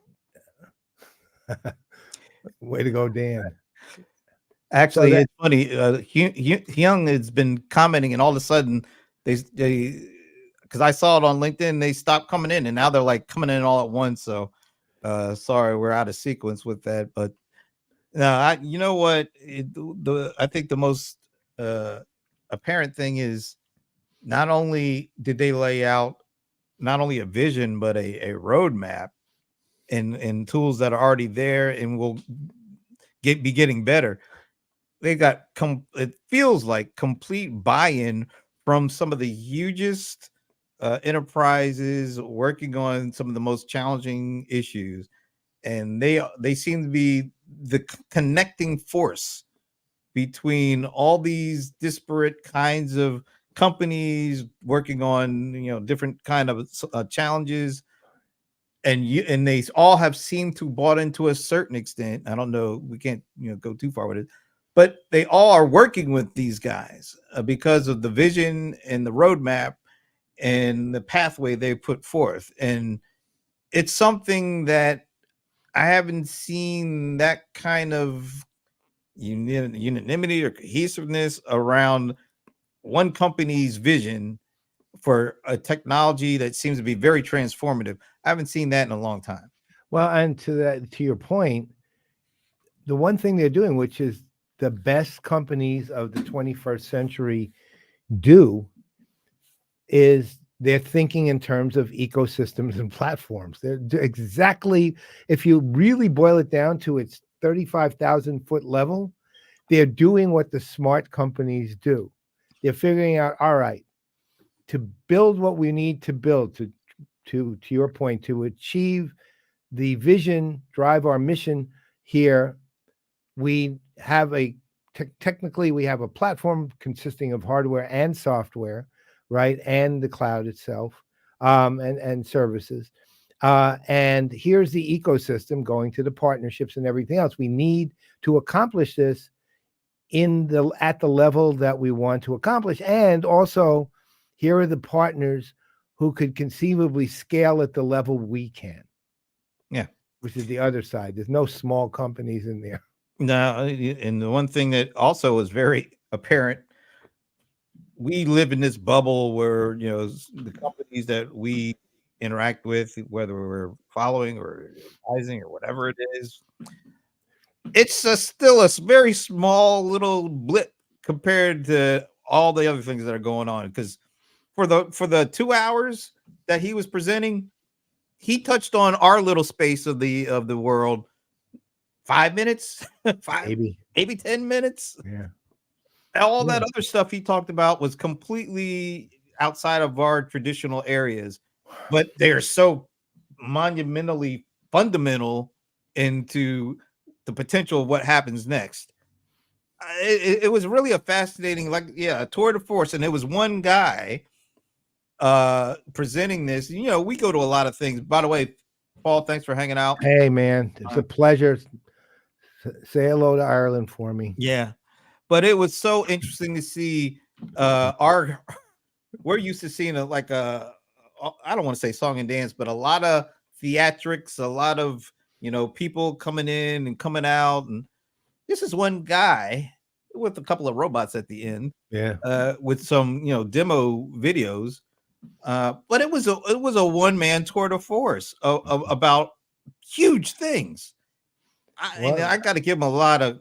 I mean, it's apparent how smart and not only smart, but how motivated now into what he's doing. And Also the company, it comes through and goes through the whole company, it feels like. He's astoundingly comfortable on the stage too, because, I mean, let's put it this way: almost every joke he made went over the heads of everybody there, and one of the robots didn't work. He just stood in the back. Green was not going. Green was just being really, really testy. That must have been Draymond Green. Right.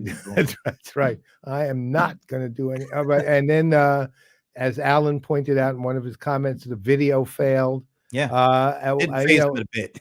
And Diana didn't work, but he just didn't even soldier on through. He just continued as if, okay, I'll just continue on and do what I have to do. And I'm not even going to gloss over it. I'll just move past it. And he just kept going without a single glitch. I mean, you remember in the earlier days before Larry Ellison got really good at speaking lately, he would get very annoyed when something wouldn't work. Oh, yeah. Right? Yeah, but this guy, nothing phased him. No, it was just, and it was 2 hours, and it didn't feel like anybody was like, oh my God, will you please end?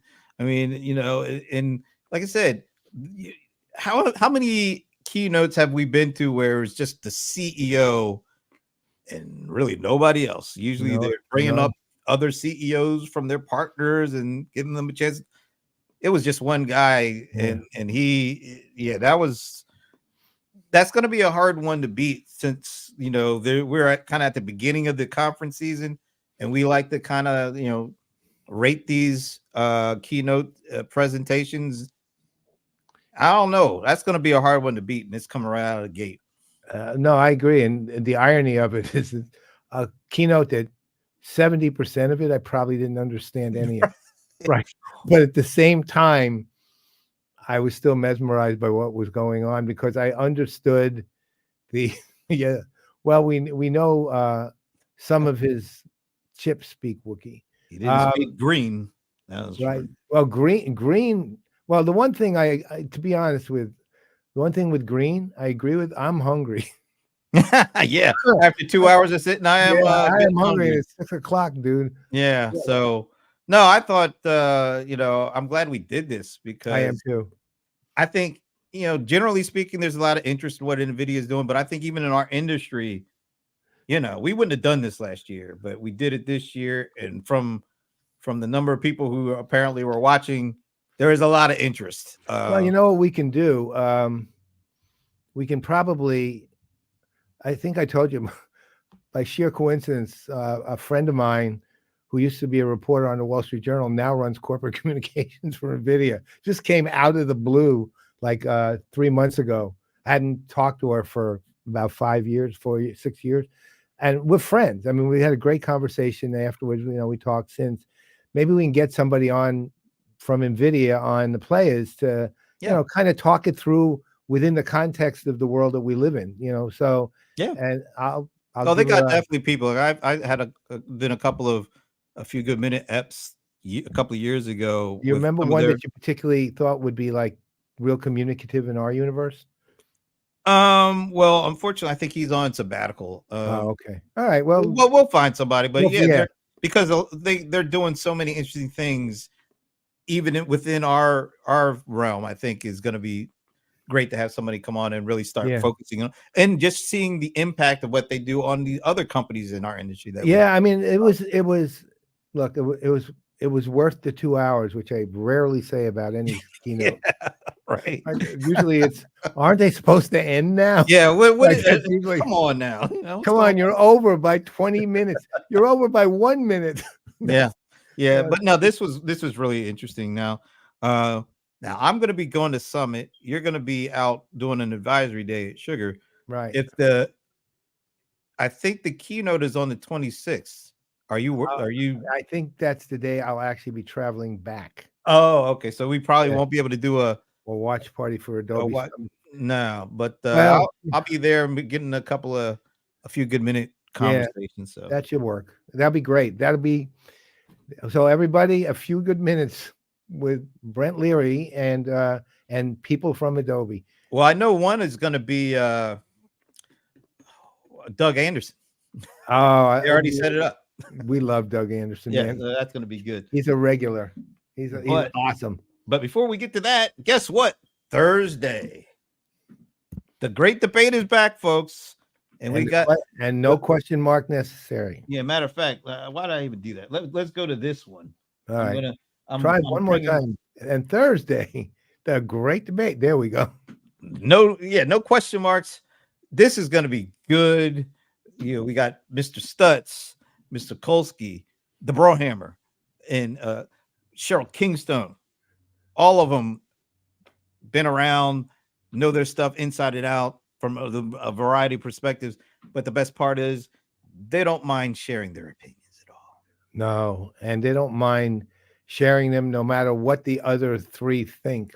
No, which is going to be great for us. Yeah. This is one of those where Brent and I get to sit back and watch. Yes. Right? Other than ask the questions that they have to talk about. Oh, matter of fact, so we have to come up with 3 topics. Yeah. For them to discuss. So this is where you guys come in. We'd love for you to leave some in the comment section, topics that you think it would be great for them to talk about, the back and forth. Maybe they'll make it in, maybe they won't, but it'd be really cool if we're able to get topics right from the community that we can deliver to these folks to discuss. So it would be awesome. So folks, get in. If you can't get them in the comments now, but you're hearing what we're saying, we'll put up both Brent and I will put up on our own pages and on the Playaz page saying, hey, give us topics, kind of posts so you can give us topics. We want topics. That's what we're asking for. Topics. Yeah. Topics, not tokens, topics. No. And you know what I want now? Dinner. Yeah, me too. I'm hungry. So since this is an official Playaz episode, we could just say, hey, I'm Brent. I'm Paul. And yeah, we're the CRM players, but we don't get mini till no mini. No, not till Thursday. Only on Thursdays. So we'll see you then.